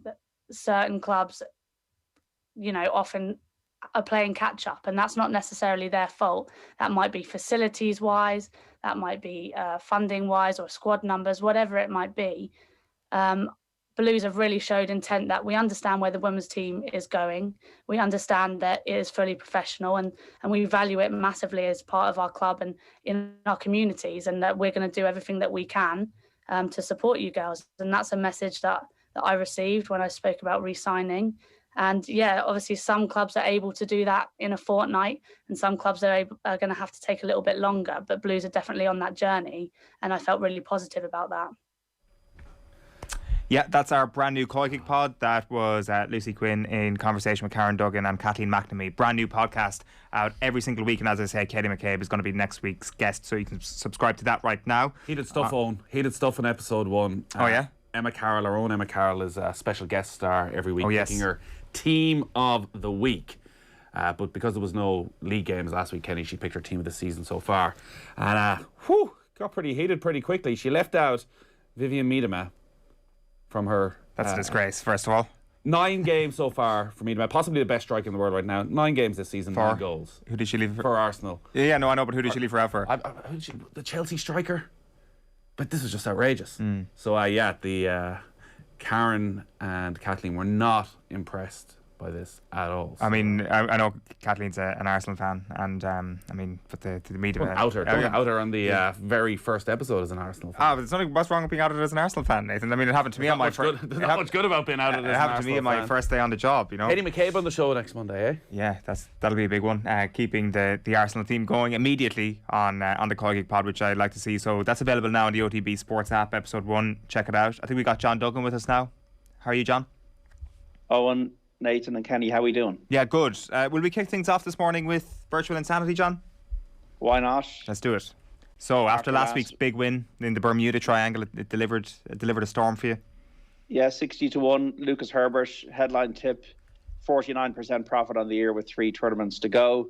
So a little bit of a victory lap because it's been a frustrating year. So eventually it all came good in the end. So anybody who has maybe looked at this or had a look at it, sincere thanks. It's really just to inform your opinion about what you want to do if you like to have a Euro each way and one of these things responsibly. But I'm obviously feeling very confident ahead of the tournament tomorrow in Mexico, which is the Worldwide Technology Championship, which has got Shane Lowry, Seamus Power, Graham McDowell all in the field. Justin Thomas is in there, Brooks Koepka, a lot of really good golfers as we kind of get the new season. I know it's still 2021, but the new PGA Tour season gets going. So what I've done virtually, I've gone for Scotty Scheffler as the main one at 33-1. We know how well he played at the Ryder Cup when he faced down John Ram, the single Scotty Scheffler. He's never won on the PGA Tour, could you believe? For someone who was Rookie of the Year and 3 times in the top 10 of majors last season, amazing Scotty Scheffler's never won. But I think on his only tournament appearance in Mayakoba, where this has been played in Mexico, this resort course, he was in a tie for 18th. And I think Scotty Scheffler is due a win. I think he's overpriced at 33-1. He's the headline tip, Scotty Scheffler. These are all on otbsports.com and on the OTB app. The second one is the local boy, Abraham Answer, each way at 18-1 for 5 each way. Has been playing really well. Won in Memphis a few months ago, was 14th on his last start. And 3 times he's been in the top 12 in this tournament, Abraham Answer. So a very tidy player, I think, is a good each way selection, Abraham Answer. The third one is a bit of a gut feeling. Dylan Fratelli of South Africa, 125-1 for €4 each way. Only played here once, was 11th, was 22nd in Bermuda last week. Hasn't got really any kind of statistics that would back you to back him, but he was 5th at the Open, tied for 5th at the Masters. He's a habit of coming out of nowhere, Dylan Fratelli, who won the John Deere Classic a couple of years ago. And I went through 3 golfers all at 66-1. Patrick Rogers, who was 4th last week and has got good course form. Russell Knox, who was 2nd and 3rd here a few years ago and played well last week. He was 12th at Bermuda. And Emiliano Grillo, who plays these greens, Paspalum greens, better than any other player on tour. He's not a very good putter. He's generally quite an average putter, which would put you off him. But on these greens, he was the 54-hole leader here last year. He'd been in the top 15 on 4 occasions in 5 starts. So Grillo at 66 with Russell Knox and Patrick Rogers. Fratelli at 125s, Answer at 18s. But the headline tip, folks, I think he's going to break through very soon, Scotty Scheffler. Nice one. So he tees off at around 11:15 tomorrow morning there in Mexico. So, John, what else is happening this morning? Well, it's all about Man United, lads. I hope you enjoyed that. It's a theme park. It's a fun fair. It's really entertaining for a neutral, I find. You can't take your eyes off it. It's appointment viewing. Maybe the Glazers like that. Maybe that's why Solskjaer are still there. It's absolute chaos. Great fun. Ronaldo, 5 goals now in 4 games in the Champions League, and saving them again with a great volley last night. Pogba, how long is he going to be there after the way he played in that match? And they got Man City on Saturday. It's going to be an absolute must-watch. Yeah. You reckon that Tottenham were trolling Manchester United last night? Their social media manager was trolling Manchester United last night. Well, it was odd that they put on about 3,000 Conte welcome tweets throughout the day. It looked like Bond villain stuff in a great way. Obviously, we're so thrilled that he's there and he's joined the club now, Antonio Conte. But when it was 2-1 to United in arrears, when Atalanta went 2-1 up, there was just this tweet that went out which just said Conte with his signature and stuff. I thought it was kind of funny. And I just said, is this trolling? I suppose I'm so giddy at Conte going to Spurs because I think he's a real coup for them. If the big proviso is if Joe Lewis and Daniel Levy let him do what he wants and give him some money and allow him to shape the team without interference, then I definitely think it's an exciting time for Spurs. And if I was a Man United fan, I would have liked to have Conte. There were a lot of stories, obviously, yesterday about what's going to happen with Conte and what assurances he was given, and he seems to have this wish list, as always, of 6-7 players, the likes of Vlahovic from Fiorentina, who's probably going to cost 60-70 million. Does he get those 6-7 players and keep Harry Kane at the club, or do you think is that going to happen if Kane does go in January? Well, I think he'll probably be allowed to have both. I don't think there's a condition that he has to sell Kane to get these players in. I think it's a funny thing. It's all about, life is funny when it comes to negotiations. In, say, the summer, maybe Tottenham had the upper hand. Now Tottenham are desperate. Daniel Levy's name is getting chanted. My nephew was there the other day at the United game, and he says the atmosphere was absolutely toxic. And not just against Nuno, who you'd have to feel a bit sorry for. I know, Kenny, you're a fan of Nuno. He lasted less time than Santini at the club. That's 124 days. I think a lot will depend on Kane's attitude. We're already getting the reports that he's excited about working with Conte. Of course he's going to be, because his contract is still got another couple of years to go in it, and we know how hard a bargain that Daniel Levy drives. But you'd actually hope to get the best out of Kane, because at the moment his value must have depreciated. If his value was, say, 150 million in the summer, what's it now? 75, which is what City were offering originally, plus 25 million of add-ons. So Kane, for his own sake, whether he wants to stay at Spurs and try and win something with Conte or get a move elsewhere, needs to be playing better football than he has been playing. Whether he's demotivated or whether he hasn't just got into his groove. This is a guy who's the top scorer and the top assist maker in the Premier League last season. So I'm excited about it. I do think it could be Kane plus a few players, but who he's going to identify, they're all talking this morning that he's got the spine to look at. But I think Romero was a good signing anyway in defence, and it's just a case of there's a lot of players there that, like Dyer's been there a long time, like Bergwijn, you'd have to say, has he sparkled? Probably not. Harry Winks, Dele Alli, will these players be at the club? Because they will get one chance, as they did with Mourinho. They get one chance with Conte, and they either sink or swim. John, just before we let you go, there was an update, or at least reports of an update, on Unai Emery overnight. Yeah, Gillan Beleg was writing that. I don't believe it's going to happen. We don't know the reasons exactly for that, but Unai Emery, I suppose the one factual thing is that Unai Emery has confirmed that there has been interest from Newcastle in him. Villarreal won last night to beat Young Boys 2-0. And then there's reports that it might not happen. I don't know whether it's going to happen or not.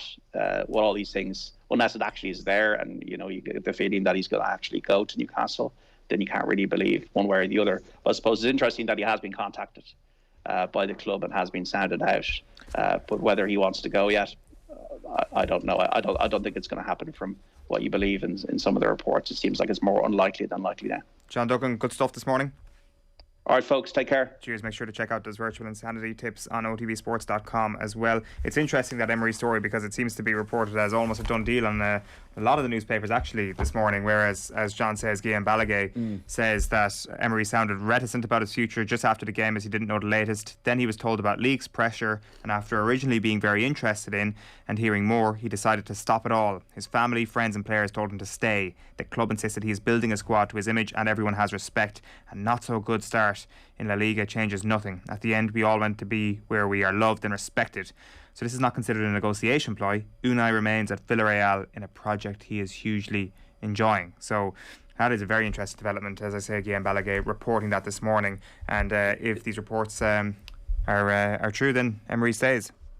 And it seems well thought out from Unai Emery as well, Kenny, because like one of the lines that Guillaume Balaguer has is, what does Eddie Howe have to do with Unai Emery, for instance? So it seemed to be either Eddie Howe or either Unai Emery, and that for Unai Emery suggested there was no clear vision of actually what they wanted from a manager. Two very different styles of play, two very different ways about going about the business. That basically Newcastle are just trying their luck here. Like, they're not quite sure still in this new ownership what they want. You know, I can understand the Unai Emery link, because I think it's about the short term at the moment for Newcastle United this season and making sure they're still in the Premiership next year. They won't be able to spend until the window in January, so it's a case of bringing somebody in. For me, you got to bring somebody in, you got to bring a good coach in who can coach that team and get more out of the group than they've been getting previously. And I'm a big fan of Emery in terms of how he sets his teams up. Even prior to him going back to Villarreal, I think the certain managers, when you watch the team playing, after about 10-15 minutes you can see it's clear as day in terms of the work that's been done with them on the training pitch. In particular, I'd say the defensive setup that he has, I think, is fantastic. Now obviously he had his fingers burnt a little bit at Arsenal, but I think he's a top class coach.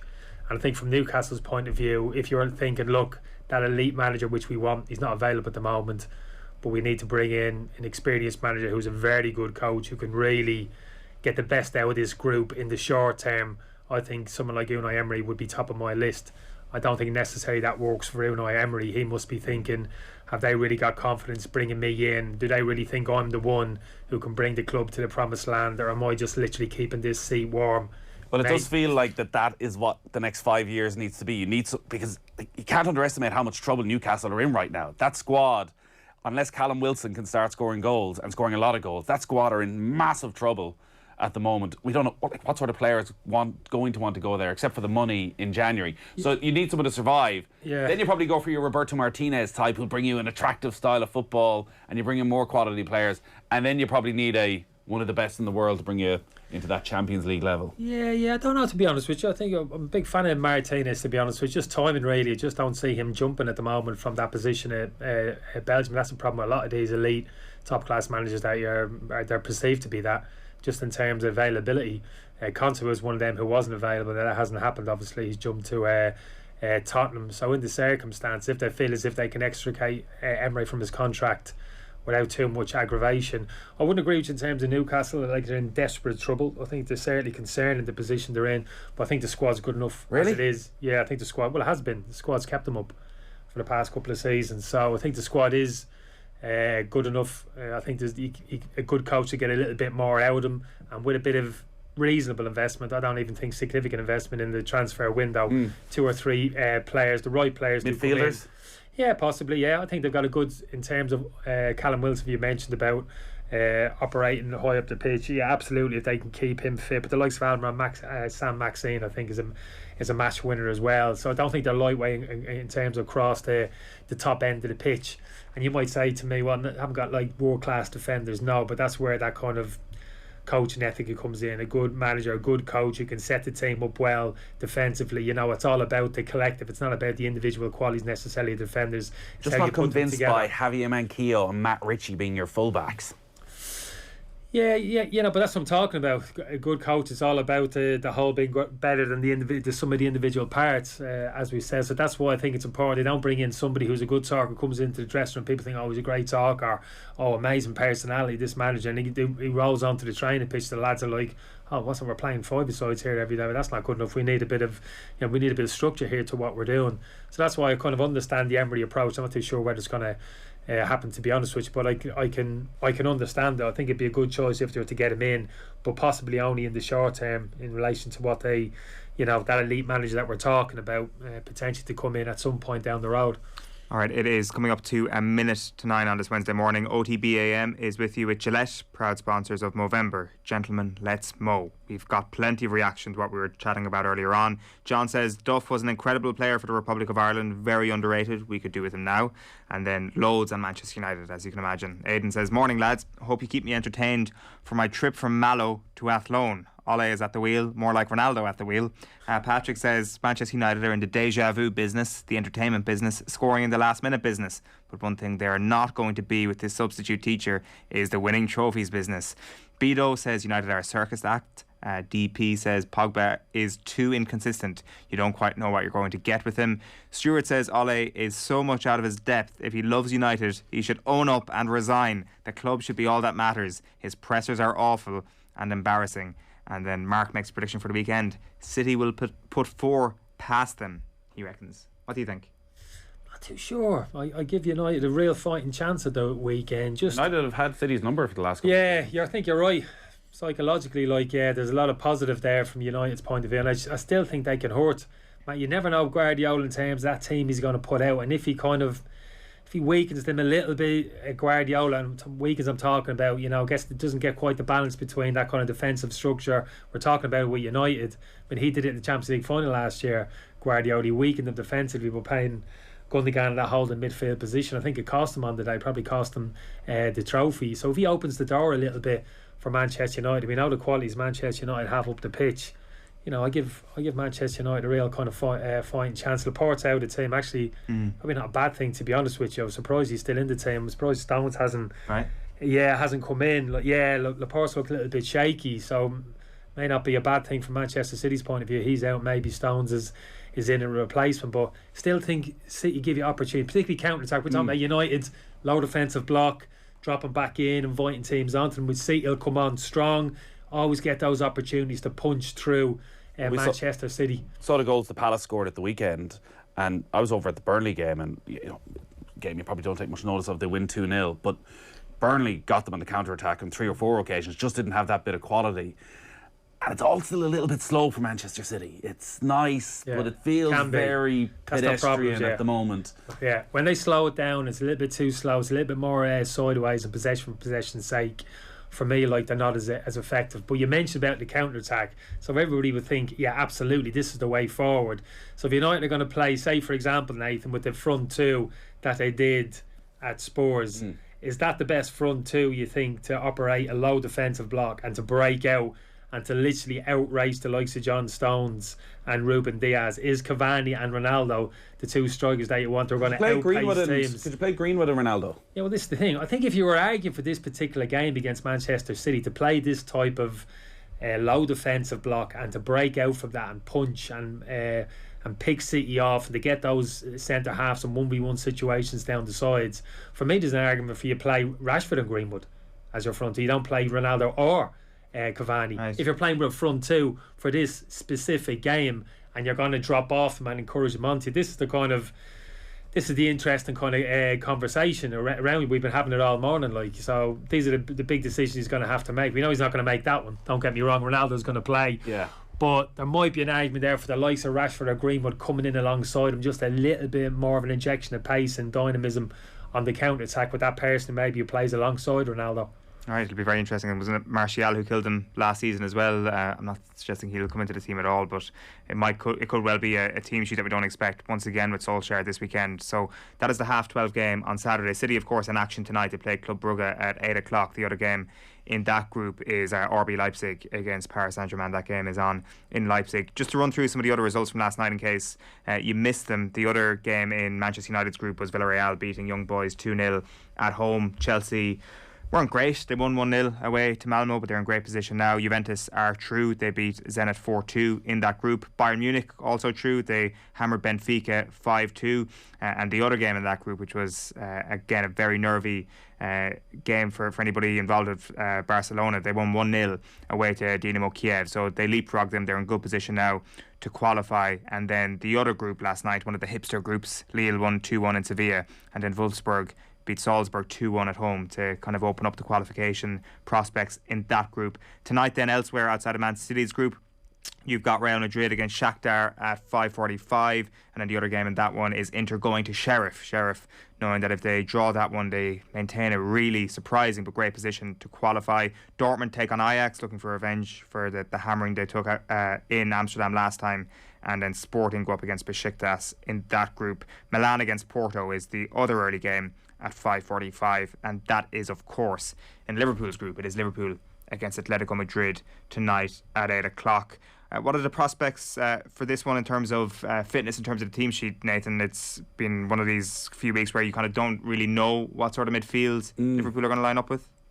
Yeah, they just had this constant string of niggly injuries that are ruling players out for 2 or 3 games. And like Thiago's back in training, Fabinho is back in training because of the injury crisis with Milner out and with Keita out. Jones just coming back to fitness. Do you throw them in, or do you realise Liverpool are in a decent position in this group and maybe you bring one of them in and you just try and get through this game? I can't wait for it, considering how good the game was a fortnight ago.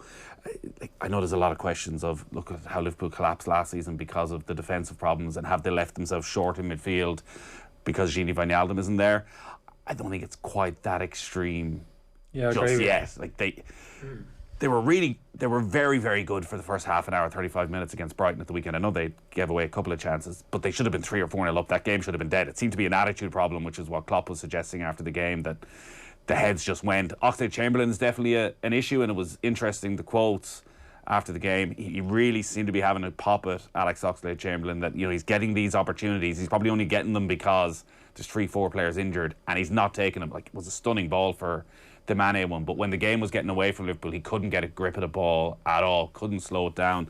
So it'll be fascinating to see what midfield three he goes with tonight. The niggly injury seems to be a problem for quite a lot of clubs. Is it the amount of matches they're playing? How big a risk is it throwing Thiago and Fabinho back in again when you've got... I think Fabinho's the one for me, in terms of giving that... We're talking about kind of midfield balance kind of a lot of the morning, haven't we? But think of those players that you've mentioned who could potentially come in. I think Fabinho, because the type of game that he plays, Fabinho, you feel as if he can almost play within himself.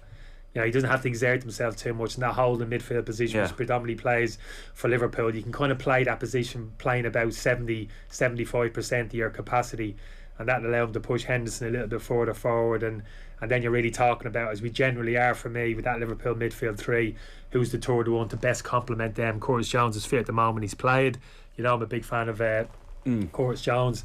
Thiago will come into that equation, a different type of player. Again, fitness might be an issue with him. Jones has already got minutes under his belt, so you would think potentially might lean towards Curtis Jones, and I'd be happy with that midfield three of Henderson, Fabinho and Curtis Jones.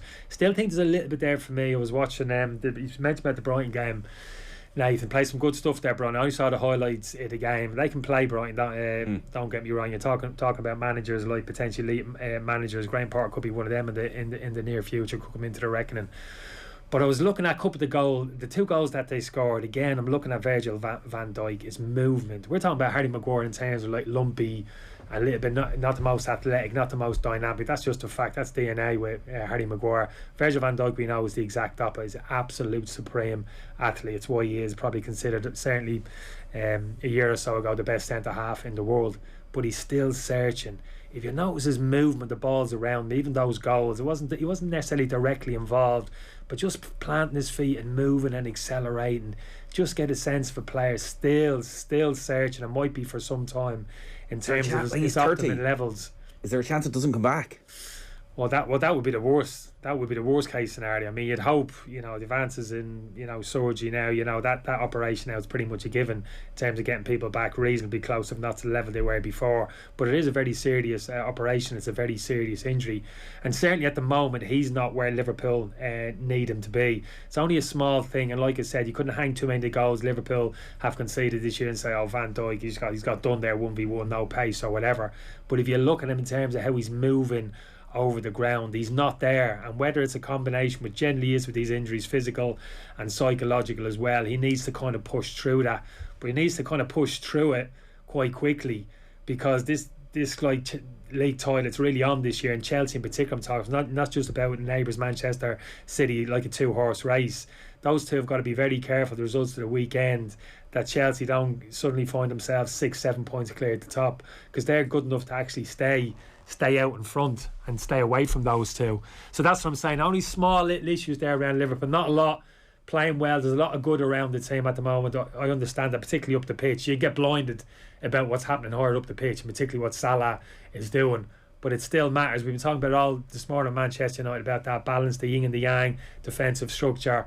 And Liverpool's generally has been very good, don't get me wrong.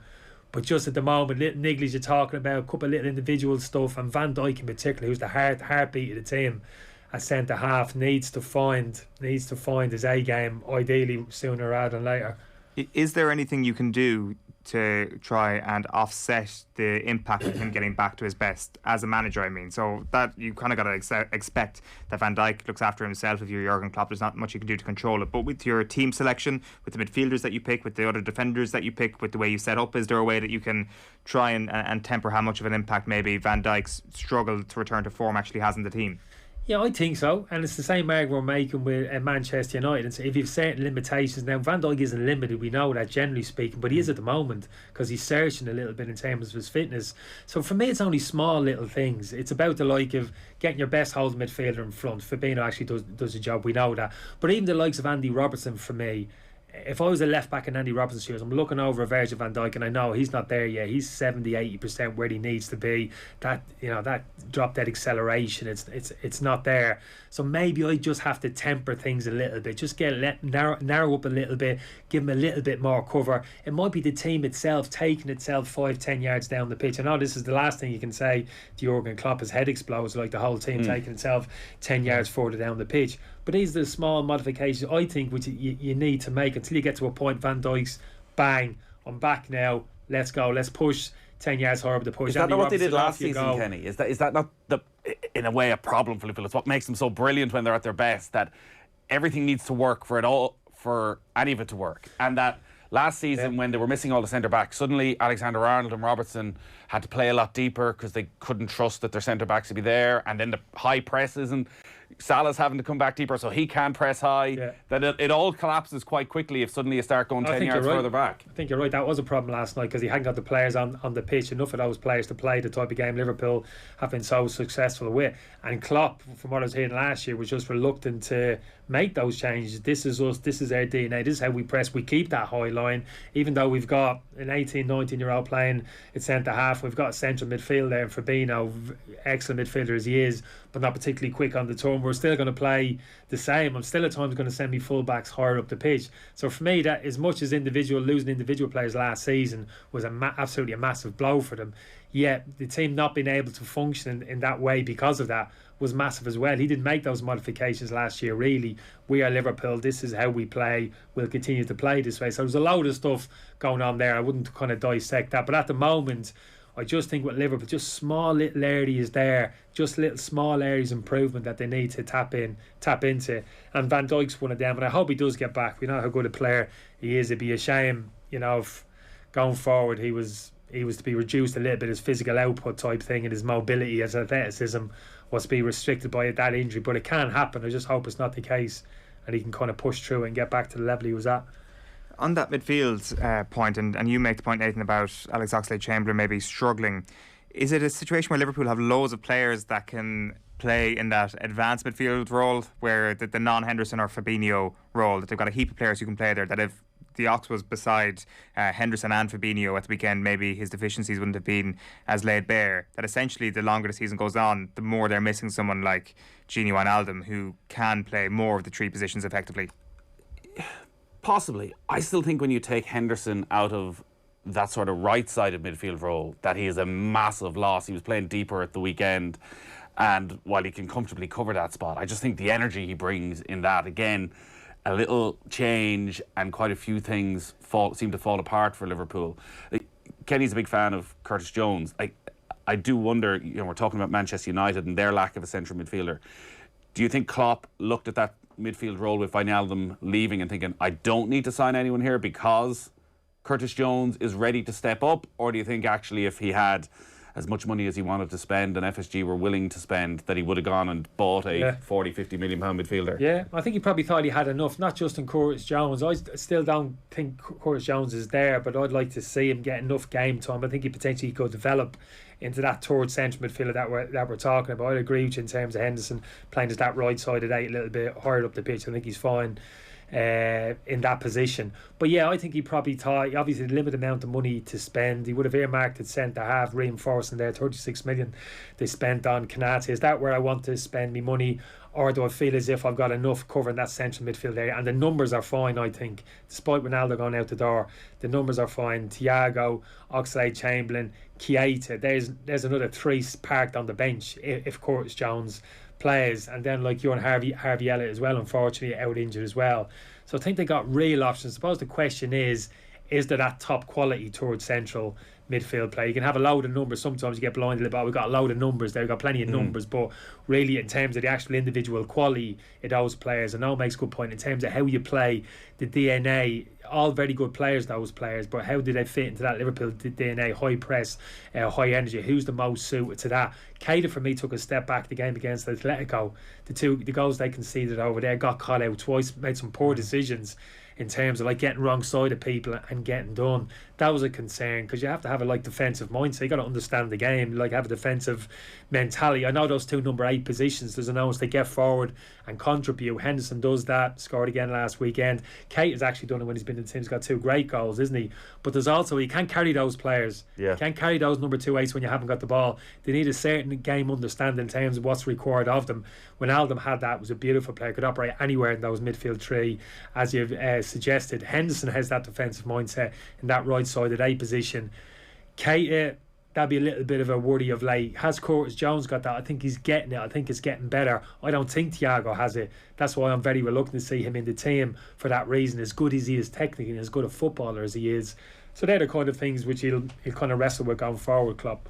Yeah, so that's going to be one to keep an eye on tonight. It is Liverpool versus Atletico Madrid at 8 o'clock. And will Diego Simeone and Jurgen Klopp shake hands at the end? The answer is no, by the way. They've already established that. So that is the big story already boxed off this week. Does he have to run past Klopp to get to down the tunnel though? That's the thing. Can he dodge him? So we'll keep an eye on that one later on. It is at 9:16 on this Wednesday morning. And just to mention as well, Liverpool fans won't want to miss our latest Cadbury FC Roadshow. We're going behind the scenes at Anfield with legendary striker Robbie Fowler, and we'll also be joined by Liverpool captain and Ireland international Niamh Fahey and former Liverpool midfielder and physio Richie Partridge. It's all with thanks to Cadbury FC and their club partnerships, granting you behind the scenes access at the Premier League's biggest clubs, coming soon to OTB Sports social channels. Now here's what we've got coming up on OTB Sports Radio today. From 1 o'clock we've got an OTB Gold interview with Chris Waddle. The Call Gig Pod is being aired from 3 o'clock. It's a sporting mindset retro panel at 4 o'clock, and then OTB Gold is a piece with Paul McGrath from 6. Off the Ball live as ever from 7 o'clock this evening. Right, up next this morning on OTB AM, we're chatting to the Republic of Ireland. OTB AM. This is OTB Sports Radio. Have you subscribed to the OTB Football Podcast? If not, here's some of what you've missed over the last week. Simeone never shakes anyone's hands. I never shake hands after the game because I don't like it. Back down the tunnel, let's not bother with that crap. I've got a lot of respect for that. I knew you would. No, I've got a lot of respect for that. And I'm going to tell you why, because nothing irks me more than to see that kind of token gesture politics of managers on the touchline before and after games. Managers who come together with that little powder puff handshake, not even looking at each other in the eye. You know what I mean? I think that's absolutely horrible. Subscribe now to the OTB Football Podcast stream wherever you get your podcasts, and download the OTB Sports app. Radio and audio in Ireland has never been more powerful, more effective, or had more opportunity for growth. And now Radio Centre Ireland is here, we're looking to accelerate. To do that, we're looking for a CEO with a focus on increasing advertising investment and championing radio's unique advantages that make it so effective, flexible, and impactful. We need a candidate with the experience, credibility, and vision to lead, drive, influence, shape, and grow this industry. Someone who will be our voice, representing and promoting radio to commercial partners and agencies alike as a medium that delivers return on investment. If that's you, we want to hear from you, and we know we will, because radio works. Apply now. Visit radiocentreireland.ie. OTB AM. With Gillette, proud supporters of Movember. Gentlemen, let's move. You're welcome back. It is 9:18 on this Wednesday morning. You're with us here on OTB AM, which is with Gillette, proud sponsors of Movember. Gentlemen, let's mow. Right, so for the last 10-15 minutes this morning in Kenny Cunningham's company, we are doing a defensive masterclass. So we're turning to Nathan to pick the depth chart of the Republic of Ireland. Squad is being announced tomorrow. Tomorrow week, of course, is the Portugal game. These international breaks really creep up on us. But what we're going to do this morning, Nathan, is go through the different positions in Ireland's defence and deliver your depth chart. Right. You ready for this? This I've been hung out to dry here because Kenny Cunningham is already, his eyes are piercing through me here. Yeah, he's usually got his pulse on Nathan in terms of what the Irish football. Well, listen, I'm more going with what I think Stephen Kenny is thinking. Oh, you're trying to get inside now. Stephen Kenny's mind. Interesting. So if everyone's fit and at the moment, there's not too many injury problems. The squad's being announced tomorrow afternoon. Obviously, Darragh O'Shea is still out, but everyone fit. I think he will go back to the defence that ended the game and played so well by and large in Portugal with Coleman, Omabamidele, Duffy, Egan and Doherty at left wing back. I think if Seamus Coleman isn't fit, Matt Doherty is second choice right wing back, and then if both of them are out, Cyrus Christie is probably in there. The left wing back position is one of the more interesting ones in that I think Doherty is now probably first choice, and maybe James McLean has moved ahead of Enda Stevens. Enda Stevens probably been the big loser of the last year. He's had all sorts of injury problems. We've gone from a position where when Stephen Kenny took over, there was so much change happening that Enda Stevens was probably the first name on the team sheet. He was the one guy you thought, left back, left wing back, Enda Stevens is going to play. But he played against Qatar. I thought he was okay. I'm not sure how much we're reading into that, but has barely played in the last 6 months, has got back in at Sheffield United, is fully fit. And it'll be interesting to see how much stock Stephen Kenny puts in what Enda Stevens has done before and what he's done over the past month, and does he still see him as a better option? Because I thought Doherty at left wing back was exceptional that night, and I'd be surprised if he doesn't start the next night. And McLean is in probably the best form he's been in a number of years. At club level, he's scoring goals and seems to fit that left wing back position perfectly for what Stephen Kenny wants. So I think it's Coleman, Doherty, Christie on the right hand side, and then probably Doherty, McLean, Stevens at the moment on the left hand side. I agree. We couldn't argue too much what you've said there. All I will say with Enda Stevens, which I think is good to have him in the squad, I think he's more than capable Enda fitting in and playing the left side of a three, at that back three. I think actually that's a position he might actually play more of when he gets a little a bit older, because I think he's a very competent defender, Enda. And I think having somebody playing in that back three who's very good defender you can trust, but also very comfortable ball and travelling out and into midfield and looking to and be progressive with their passing, I think it's a big asset. So in terms of the left wing back position, I'd agree with you. I think people have overtaken him. That's what happens in international football when you're out. But for me, and potentially going forward, there'll be a stronger argument for maybe his inclusion playing left side of a three than there potentially will be as a left wing back. You'd have Doherty ahead of McLean? Yeah, I'd put Matt in ahead. It's a tough call. I think James has done really well the past couple of games. I'd probably just lean towards, probably looking back to that Portugal game really, where felt as if the balance of that back five was really good. Seamus and Matt operating on both sides. So, and Matt's played well as well for Ireland of late. I'd say his performance has been a high standard as well. So that'd be a tough call. If Seamus plays right wing back like Nathan is suggesting. Well, that night in Portugal was maybe Seamus Coleman's best performance in Ireland jersey, certainly in recent years. It still feels like a massive mistake that they moved him back to centre back for the game against Portugal. I know against Azerbaijan. That I don't think it was a mistake, Nathan, in terms of the fact that he can't play.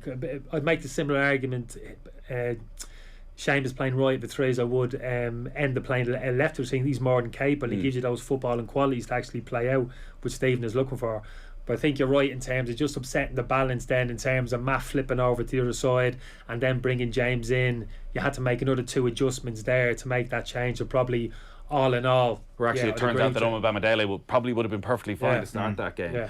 We're well stocked defensively at the moment. Stephen Kenny said it when he took over the job, and I think at that stage he was probably looking at a Coleman, Duffy, Egan, Stevens back four. I think he said if they're all fit, it's probably a top 10 international teams in Europe back four.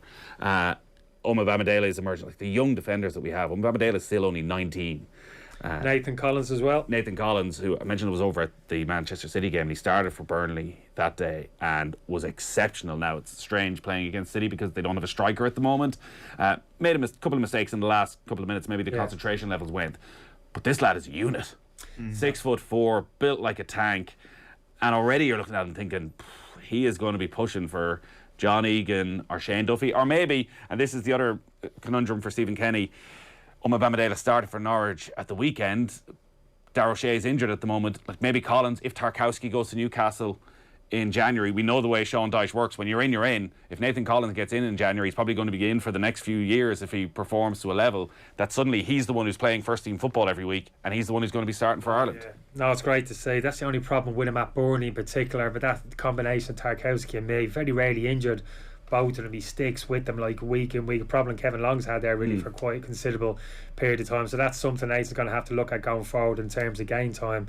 Because the little bit that I've seen him play, the qualities that you've mentioned, and actually it's those other qualities, just so big but so comfortable on the ball. We got a bit of a flavour against Qatar. He came on for like 20 minutes, but just ball at his feet, simple, just punching it out to the right and left and travelling with the ball, looks very comfortable. He's very similar to, I mentioned it once, I played with his old man actually, schoolboy football in Dublin, Dave Collins, who was a lovely player, very similar. Dave was powerful for his age, physically very powerful, but a lovely footballer. He went to Liverpool when he was very young, Dave, and he had a career. So obviously it's been a help having Dave in his ear the past couple of years in terms of his development. But that's great to see, and I think you're right across that kind of defensive structure now. Bamidele and Nathan Collins in particular really pushing strong at the moment, those players in there. So it's good to see. So assuming everybody is fit, which may not be the case with everybody in the centre of defence, you're still going on with Bamidele, Duffy, Egan and O'Shea first man up? Well, O'Shea is injured. He's injured at the moment, but I think as we're looking, we probably need to start, once Portugal is done, start looking towards the next qualification campaign.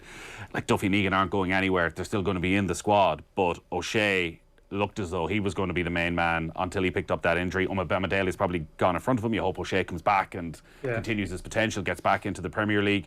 But I think it's going to be fascinating to see when Collins and O'Shea start to make that breakthrough. Obviously Shane Duffy's back in top form again, so it's not going to happen anytime soon. Maybe John Egan, if doesn't get a move or if things don't work out with Sheffield United, is quickly looking over his shoulder, which is what you want, as you said, international level. You need these options.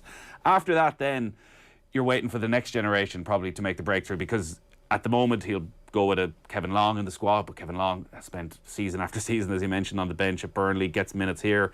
Darragh Lenihan plays all the time. It sort of feel like he could be one of those now traditional Republic of Ireland late developers at 27, he's been a bit unlucky, Darragh Lenihan, because any time he's come in, he's had a couple of games, he's some minutes on the pitch. I think he's done absolutely fine, to be honest with you. I couldn't mark him down. He's looked kind of comfortable, kept things simple, which is what you want to do really as a centre half from a club and international football.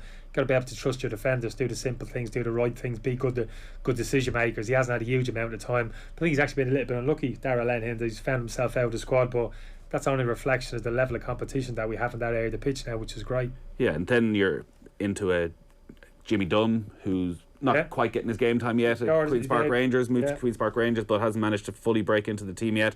And Kieran Clark is the sort of wild card in that he hasn't retired from international football. He's playing sort of every second game for Newcastle at the moment in the Premier League. I sort of felt he was on the verge of something big with Ireland, and then that night against Serbia, he probably at fault for a couple of the goals, and I wonder, has that tarnished him in Stephen Kenny's mind? I don't know, it's just one of those things. I think, Nathan, you're out for a period of time. This is international football, it's elite football. People come in and take their opportunity, and then you're behind the curveball a little bit. It's not easy to fight your way back in. That's the way it should be, to be honest with you. So I don't think the players you're mentioning there, I don't think it's a reflection. I don't necessarily think you have to look for that one bad game or a massive drop off or something fundamentally is wrong here with his game. It's just the fact he's down the pecking order at the moment for whatever reason. Usually injury is generally the reason. He's making about Enda Stevens, probably the best example of that. You just got to fight your way back. You got to keep banging on the door and work your way back in. That's the way it should be. Kieran Clark is in a relatively similar situation to Darren Randolph. It seems that the guys in front of him are too good and too young to think that there will be a meaningful opportunity for him at any point over the next couple of years. I think Clark has more reason to be frustrated, though, because Clark is playing for Newcastle, whereas Randolph is third choice. He's not even making the bench for West Ham, and that's a decision he's obviously had to make. Whereas I think Clark it's a tough time at Newcastle at the moment for anybody, and maybe not helping things. I think he would feel he's definitely good enough to be in that squad ahead of some of the other players. But you're right, Bamidele has done nothing wrong. Nathan Collins is such a talent. You want him in there learning as much as you can. And maybe Stephen Kenny looks at it and thinks, if Kieran Clark's not going to be playing, is there a real benefit to him being in and around? He knows it. He knows if he needs him, he can slot back in quite easily. So, yeah, as I say, I think we're incredibly well stocked. If you go below that, someone like Mark McGuinness, who's with the 21s, who's been with McCarthy in Cardiff, who's getting his game and has been getting his game over the next while, is probably one who might be in that next generation. But again, you are then reliant on English football and who gets the chance and who gets the game. Exactly, yeah. What are you looking to see in particular next week, Kenny? Are you what sort of expectations will you be rocking up to Lansdowne Road? Is Nathan gonna drift into central midfield and start naming your players in there up front? That's next week. Because you've done the easy bit. You're just concentrating on the defensive talent line. Yeah. We have a defensive guru in the studio, you know. Yeah. Well, I think the interesting discussion is further up the pitch. That kind of the balance, how that kind of midfield and forward areas and how Stephen sees that going forward, but. Now, the defensive side, I think it would be interesting, the Portugal game. I don't think we've really been stress tested too much in these last two games. I think we played some good football. We've all been excited in terms of the quality of the football which we played, chances created, goals scored in the past couple of games, some little combinations, some little partnerships which are developing around the pitch, and that's all well and good. But I don't think defensively we've been tested in the last two games, and there's been just a couple of situations, both those games, Azerbaijan and Qatar, when I just feel as if we've been a little bit open. We've opened ourselves up a little bit to kind of counter-attack transitions. Those two teams have got at us occasionally. Probably not good enough in terms to really kind of ram it home.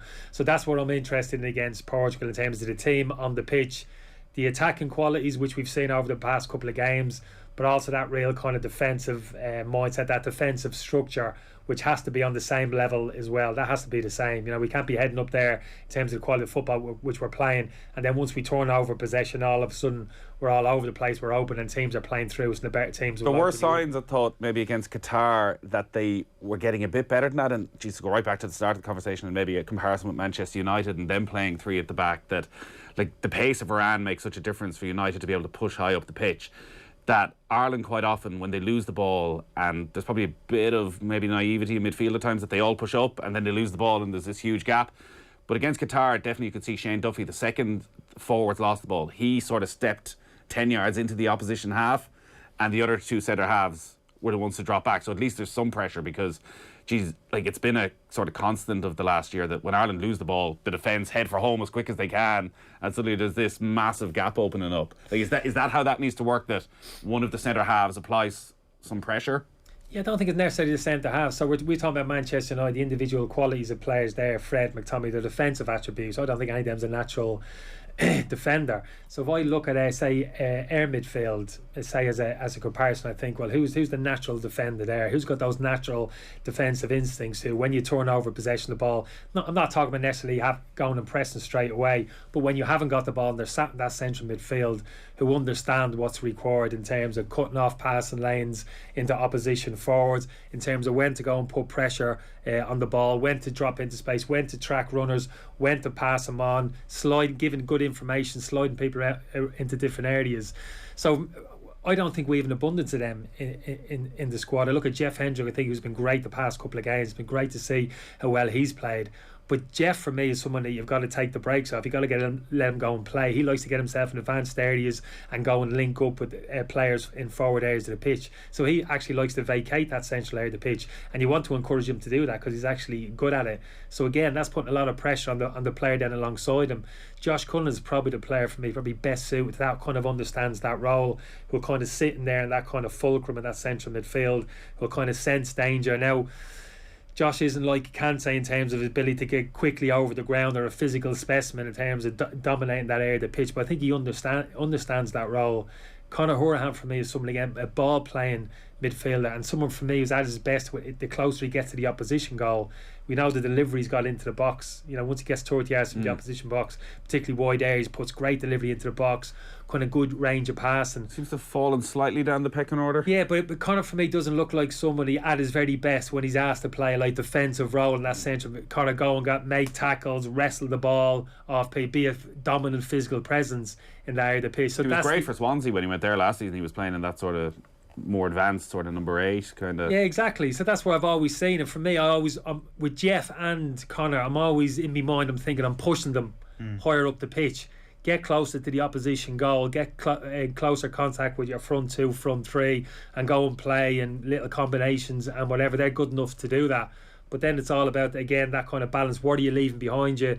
Are you leaving yourself a little bit more open to those kind of quick counters and transitions? So, again, that'll be interesting. I think that's the area for me that'll be interesting against Portugal. If we strike that balance right in terms of committing players high up the pitch and offering a threat from an attacking point of view, but also dropping into really solid defensive shape and having players who are very comfortable actually out of position and actually understand their role, particularly in those central midfield areas. Yeah, well, just 8 days to go until the Portugal game. Have you got your hands on a ticket yet?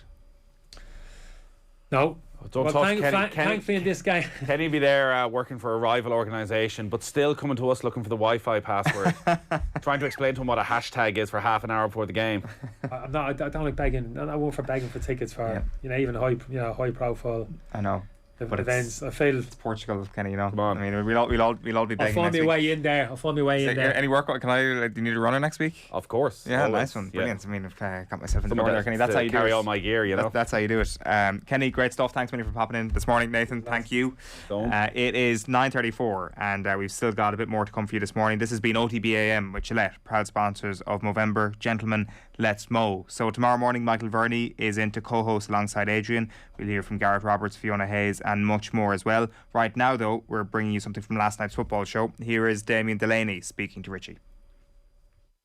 On to Tuesday night's football show, Richie McCormack here with you right until the end of play tonight in the Champions League, and it is a busy night in the Champions League. It is half time in Bergamo in Group F, where it's Atalanta 1, Manchester United 1. Cristiano Ronaldo, who else, equalised for United after Josip Ilicic had given Atalanta a 12th minute lead. Elsewhere in that group, Villarreal are 1-0 up at home to Young Boys. They're 2 minutes into the second half in Spain. In that one, it's Etienne Capous's goal that separates the sides. Earlier, Chelsea 1-0 winners away to Malmo. They now have 9 points from 4 games in Group H.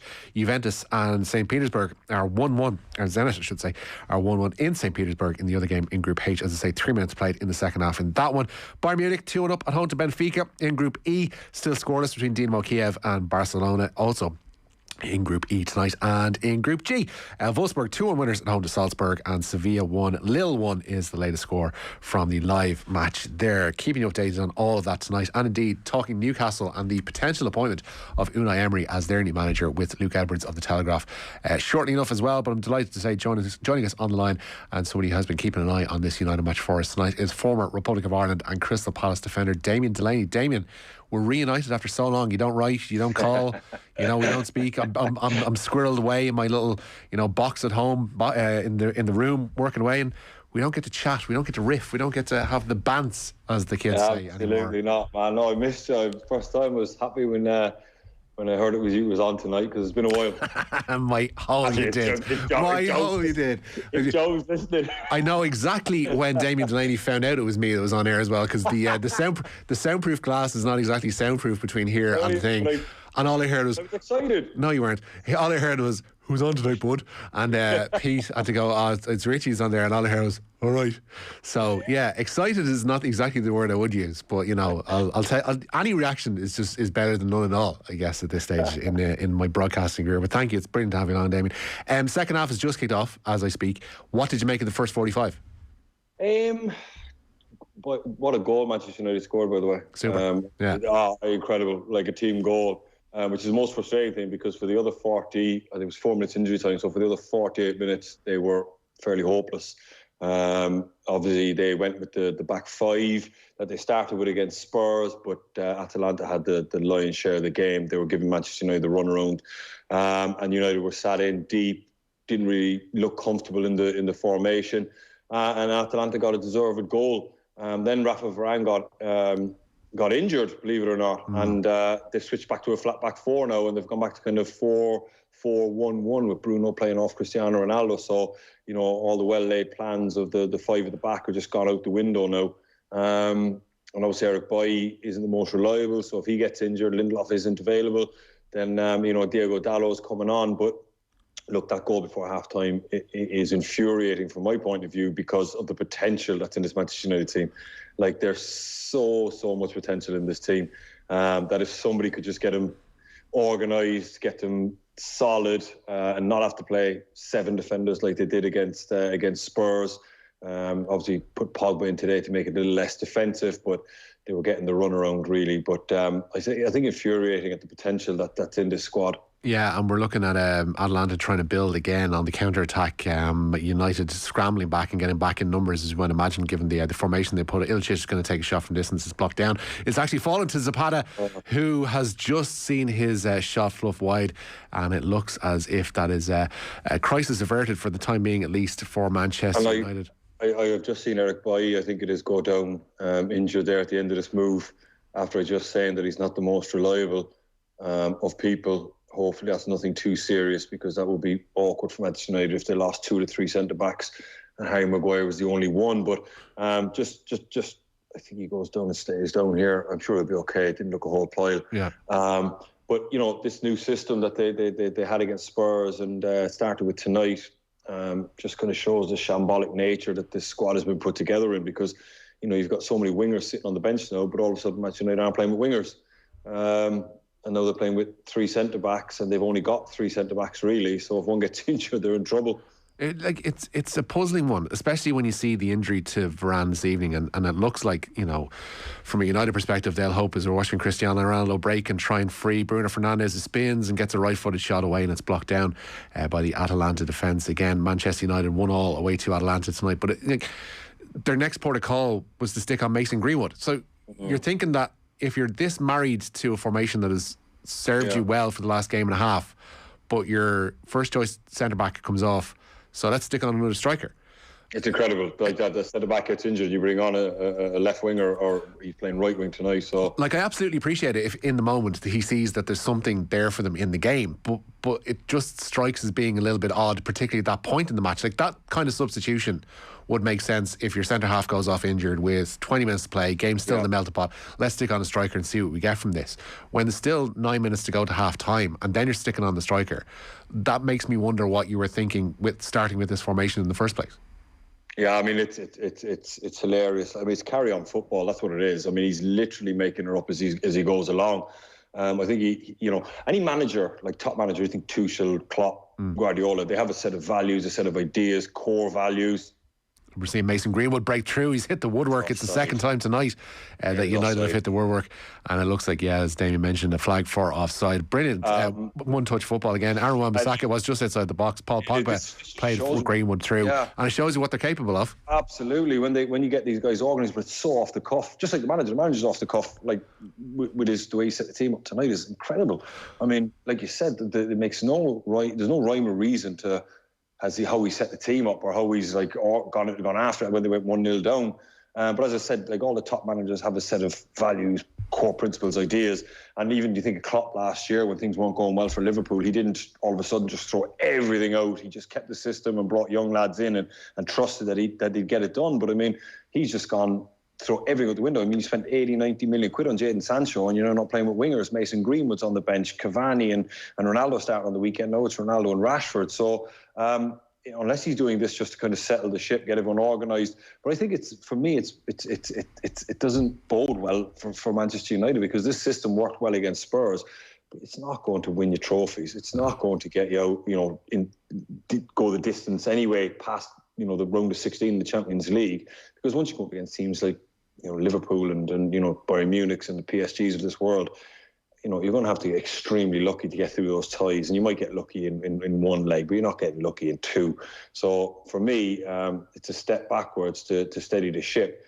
But it's just delaying the inevitable for me. Yeah, the thing about it was, it struck me, the one criticism, I think, the one consistent criticism, we'll say, that arose. I tell you what, McTominay just threw a stray arm there. He just got a yellow card for it. Atlanta defender is floored and kind of clutching his face and making the best of this one. But McTominay was saying his jersey was being grabbed and he wanted to get away from his marker there, but instead, as you mentioned, Damien, he's flung out an arm.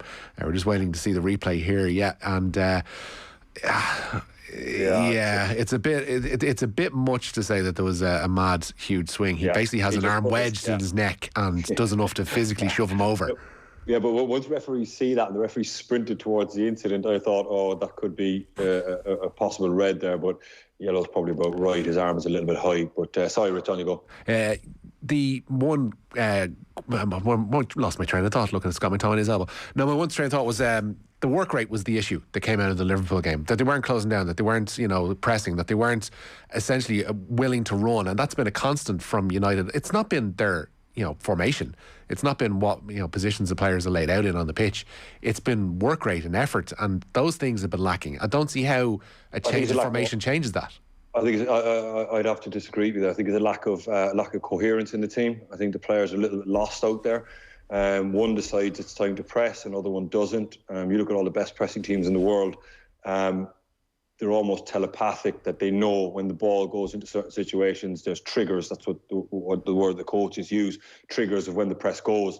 I think Manchester United have any triggers. It's just if you feel like you can get someone's head down, you can get someone's heads down. But the problem you have is if you've got a centre midfield player that decides, Bruno, for instance, decides, I'm going to run down the centre half, but the left winger decides it's not an opportunity to press, then you get players on different wavelengths, different pages, so to speak, and it looks very disorganised and disjointed. And I think it is a touch easy, and you're not the only one to say that they're lazy. I just think they're disorganised. And the manager has finally admitted that he can't organise them, he can't get them in a shape to press, or either the message isn't getting to the players, or the players can't take the message on board. So he's decided that he's just going to go 180 degrees the other way and just play 7 defenders like he did against Spurs. But I mean, there's a serious low ceiling with that system, and there's a serious shelf life with it. You might get away with it against Spurs, but they're playing against a decent Champions League level team, but not an elite level team. And I think they were found wanting in the first half. It's only, again, a moment of brilliance, which you can't rely on. So a counter-attack or a moment of brilliance. They got a moment of brilliance in the first half. And by the way, it was a moment of brilliance. It was one of the best work goals I've seen for a very long time. But it was off the cuff. And that's why Manchester United are where they are. That's why they have the inconsistencies that they have. While I have you, Damien, I want to talk a little bit about Spurs, and don't forget our football coverage on Off the Ball is brought to you by Sky. They appointed Antonio Conte today. They tried to appoint him in the summer. He said no. He said today in a statement that he was too emotionally attached to Inter, who he'd fallen out with because they wouldn't give him a budget to buy players in the summer because they couldn't afford them. That's why they sold Romelu Lukaku. But he was too emotionally attached to Inter to join up with Spurs, who weren't offering him a massive pile of cash to buy players in the summer. But now 4 months later, the time is right for him to come on board. They seemingly have finally gotten their man. Is he the right man for Spurs? Well, is Spurs the right team for him? It would be more the question that I would ask. I mean, this guy has an elite mentality. He does not suffer fools easily. And I would say that there was more than one I won't say fool at Tottenham, but you understand what I'm trying to say. Yeah. But Daniel Levy managed to convince Jose Mourinho to come in, and we all thought that it was going to be a turning point for Spurs, and Levy was finally going to back the manager and make life good for him. But it didn't transpire that way.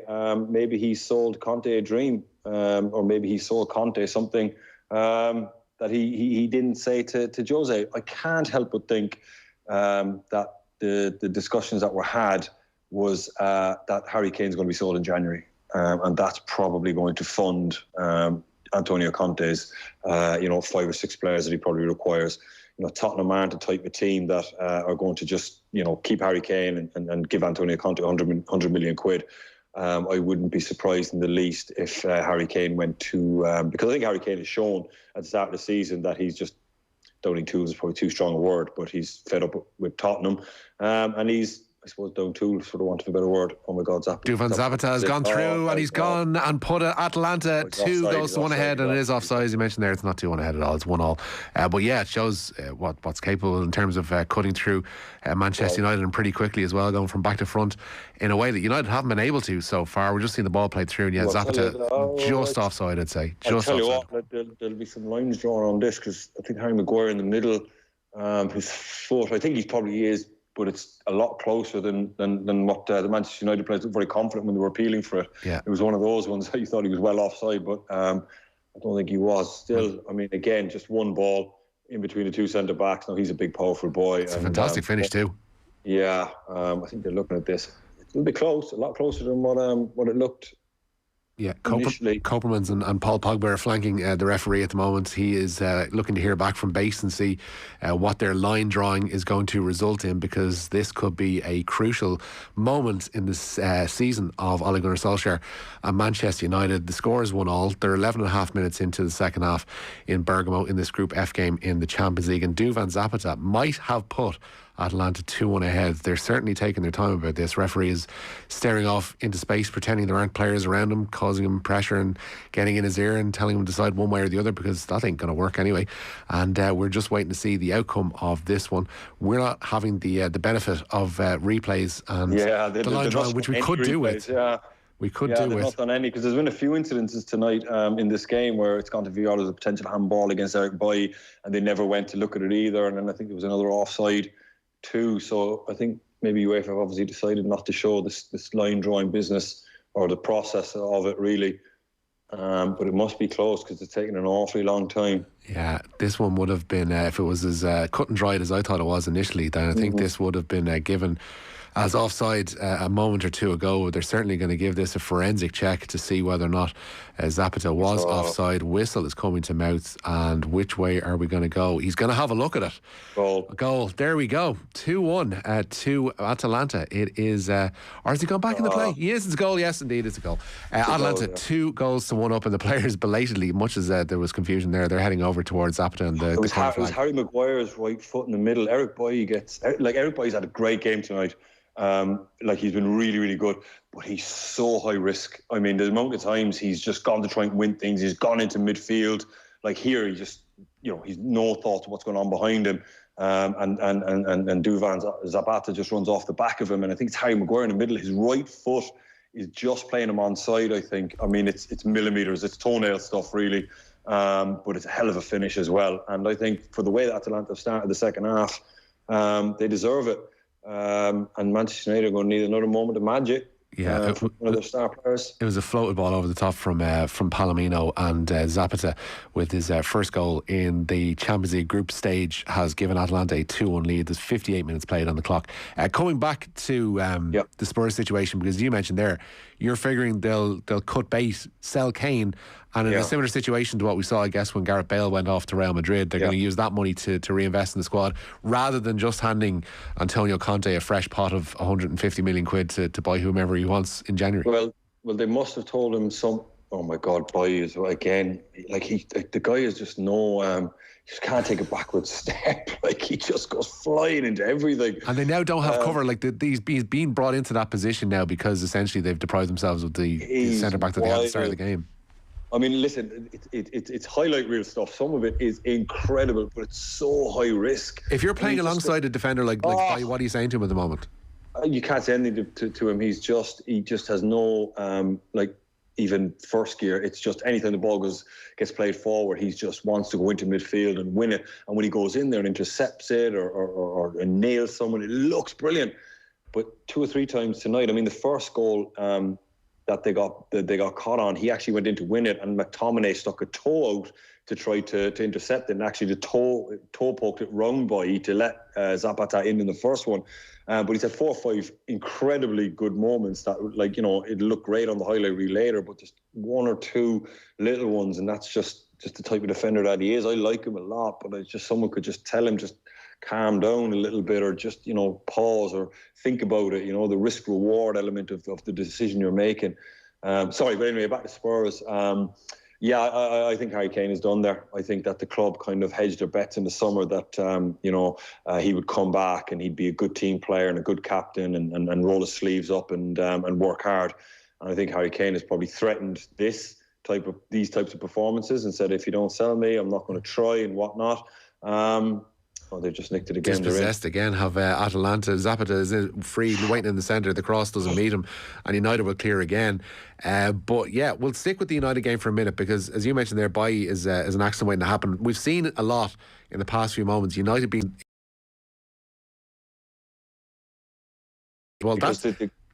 they're so spread out, Rich, that, like, you know what I mean, the back 4 on the edge of the 18-yard box, and midfield players on the halfway line, and Ronaldo's, you know, up front on his own. So when the ball turns over, there's oceans and oceans of space. There's no kind of rhythm to Manchester United. There's no solidity. This is the reason why he doesn't play this system, and this is why Liverpool put 5 past them, because they have no cohesion. They're not an organised team.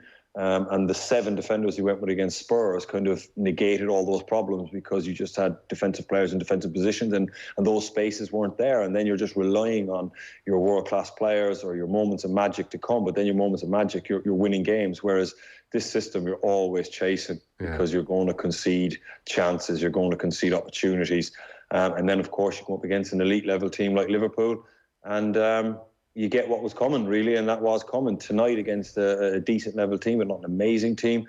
Oh my God, boy, he's at it again. He's having a good old battle with Zapata there. It's actually quite good to watch, but as a manager, you'd be so nervous watching him, because he's just one poor. Like, the thing about when you're a centre back, a centre forward can be wrong 9 times out of 10, and it doesn't matter. He only needs to be right once. Whereas Bailly is the complete opposite. He could be right 9 times out of 10, but if he's wrong once, which he was for the goal, really, it's heartbreak for him. But it's entertaining, I suppose, to watch. Yeah, but the prophetic words of Paul Scholes, I guess, a couple of weeks ago, were when he was watching the home match, the reverse fixture, this at Old Trafford, when United found themselves 2-0 down at half time, was that, you know, Jurgen Klopp would be rubbing his hands looking at this, and obviously Klopp, being the manager that he is, as he wasn't doing no such thing, etc. But to a degree, if you're Pep Guardiola watching this, especially coming off the chastening, defeat to your own former club Crystal Palace at the weekend, heading into a Manchester derby against a United team that is so loose in terms of what they offer the opposition in terms of ball, like, you will be rubbing your hands if you're Pep Guardiola looking at this. Yeah, but I think the reason that they're in Klopp is because they play such a different brand of football. They play such a high intensity, high tempo. When they win it back, they go for the jugular straight away. So when the ball turns over, they go right towards goal. They don't, very, very rarely do Liverpool win the ball back, go square and go backwards. Whereas Man City are different. They'll just wait for the openings. And I think that there we see the offside again. Sorry, he's a good bit onside, actually. Yeah, it's a good half a yard. But they just showed it there with the lines on it. He's actually well onside. I think Pep Guardiola will be a little bit worried, because that's why Manchester United have a good record against City and against Pep, because, Man City will force them in, and then that when he plays those 7 defenders or 8 defenders that sit back in, they put themselves in a good spot to counter-attack. So it's not a bad matchup for them, but they won't have the ball, but that might suit them. But I think Liverpool really enjoyed it, because, they just don't take a backward step. They just go forward all the time. So it'll be a good matchup, but I think Pep will have, learned his lessons from last season, really, and maybe might go a little bit different, or try and bring something different to the derby on the weekend. But if Manchester United lose this, Oh my God, he's in another again. break here as well. We're seeing frequently they're finding space in the channels. Ilicic in particular, given the advanced nature of Luke Shaw and Aaron Wan-Bissaka and what they're still being asked to do, despite the fact there's two centre halves. Atlanta are finding a lot of space in behind, and they're so far apart. Like Shaw, Maguire and Boye. Like, I mean, at that stage, Boye was about 5 yards outside the 8-yard box, and Maguire was actually in Atalanta's half. I mean, that's never a good situation when you get two centre backs that are that far apart. Look, I think Atalanta look more odds on to get a third here, unless Manchester United come up with another moment of magic. We all know what's coming at the end of this game, Damien. Absolutely. Don't pretend otherwise. Don't pretend that Atlanta are going to go 3-1 up here and play this one out until the 95th minute and then we're gone. What we're going to see here is Cristiano Ronaldo is going to stay on the pitch, despite the fact that he's looked, leggy and a little bit out of sorts tonight. He's going to stay on the pitch and he's going to get an equaliser with about a minute or two to go, and then United will probably get their tails up and go and source a winner from somewhere, probably himself as well. That's what they've been doing, but you can't get away with that every week. I mean, you just can't. It's just constant papering over cracks and stuff like that. That's the impression I get. Yeah, exactly. And the biggest thing as well with Conte going to Spurs is United have missed out on him now. So you think of the managers they've missed out on recently that they could have just accepted, reality and the inevitable. Really, Tuchel, Pochettino, and now Conte. Who are they going to go with? Ten Hag out of Ajax.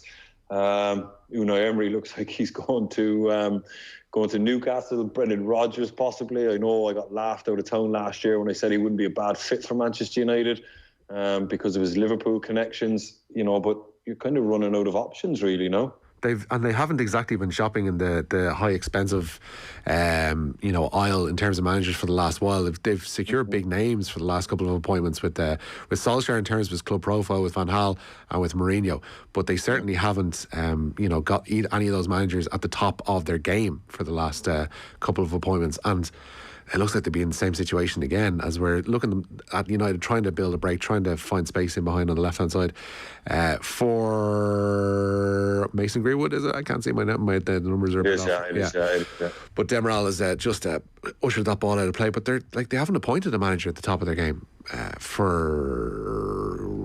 since Ferguson in '86, and that's the reality of it. We can laugh about it, but that is the reality of it, because given the nature of how long he was there, they went 27 years with him there, and then bring in David Moyes, a bit of a punt, who's gone on to show what he's really made of, I guess, in West Ham over the last year or so. But I want to touch on as well, we mentioned Man City there before we let you go, Damien. The job Palace did on them last weekend, because it wasn't just City capitulating and not playing well. Johnny mentioned it just before 9 o'clock. Like, Palace deserved that win. Palace have been really finding a tune under Patrick Vieira, and Conor Gallagher has been the standout performer for them over the last while. And they still have one of my favourite players as well in Eberechi Eze to come back into the side too. That's a very exciting looking front for final third for Palace, all built on a pretty decent foundation as well. Yeah, listen, there was a huge amount of work went in over the summer. The recruitment, Dougie Freeman, director of football there, and the chairman, Steve Parish, really made a pivot, 180 degrees, and went from, Roy Hodgson, which is, percentages and that type of football, to trying to dominate the ball. And they've averaged over 51% possession this season. And they've been great. They just haven't managed to get results over the line. They've drawn, they only lost once, they only won once. I think they drew 6. That's up before Saturday. But I suppose when you have a new squad together, there's a period of learning how to win games of football, but they've got enough experienced players there. James MacArthur and Joel Ward have been at Crystal Palace for a very long time. And it's a really good feeling around the club. A new academy opened during the week. They're now Category 1 academy, which is huge for a football club.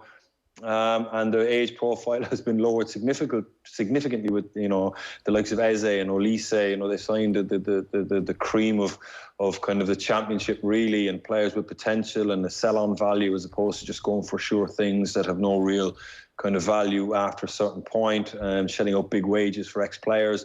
Sorry, not ex-players, but ex-big name players. So it's a great shift for them, and that's a huge win, and hopefully that'll be a springboard for them to to push on and start looking towards Europe, or maybe getting to a cup final of some description. Elise looks like a real player and a real prospect, and one that they like. Unlike Gallagher, who'll obviously head back to Chelsea and possibly into their first team next year, like Elise looks like a player that they can kind of build that side around and depend upon for the next few years to come. Get Eze back fit as well, and they look like a magic front front area, as mentioned, going forward for the next 2-3 years.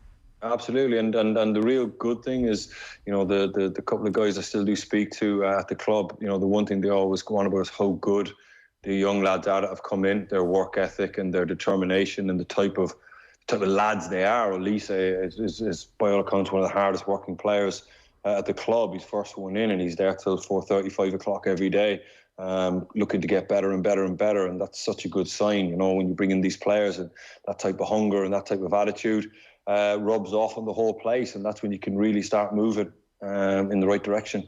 Yeah, it's going to be interesting times ahead, particularly with a character like Vieira heading forward in the next couple of years at Crystal Palace, and they seem to be doing it off a really good base as well in terms of academy work, as you mentioned there. Like it's not throwing money at it and hoping for the best. It's actual nuts and bolts, decent football club kind of stuff. Damien, listen, it's been a pleasure to catch up with you. We'll let you enjoy the final few minutes of this game. Atalanta leading Manchester United by 2-1. Luis Muriel coming on for Atalanta at the moment. Nemanja Matic, and it was, who's the striker? Edinson Cavani have just come on for United, so the young legs of Cavani and Matic on for Rashford and for Paul Pogba. Josip Ilicic, scorer of that first goal for Atalanta tonight, heading off to be replaced by Muriel. 20 minutes to go. Damien Delaney, thank you so much for that. We'll be back after these, talking Newcastle with Luke Edwards.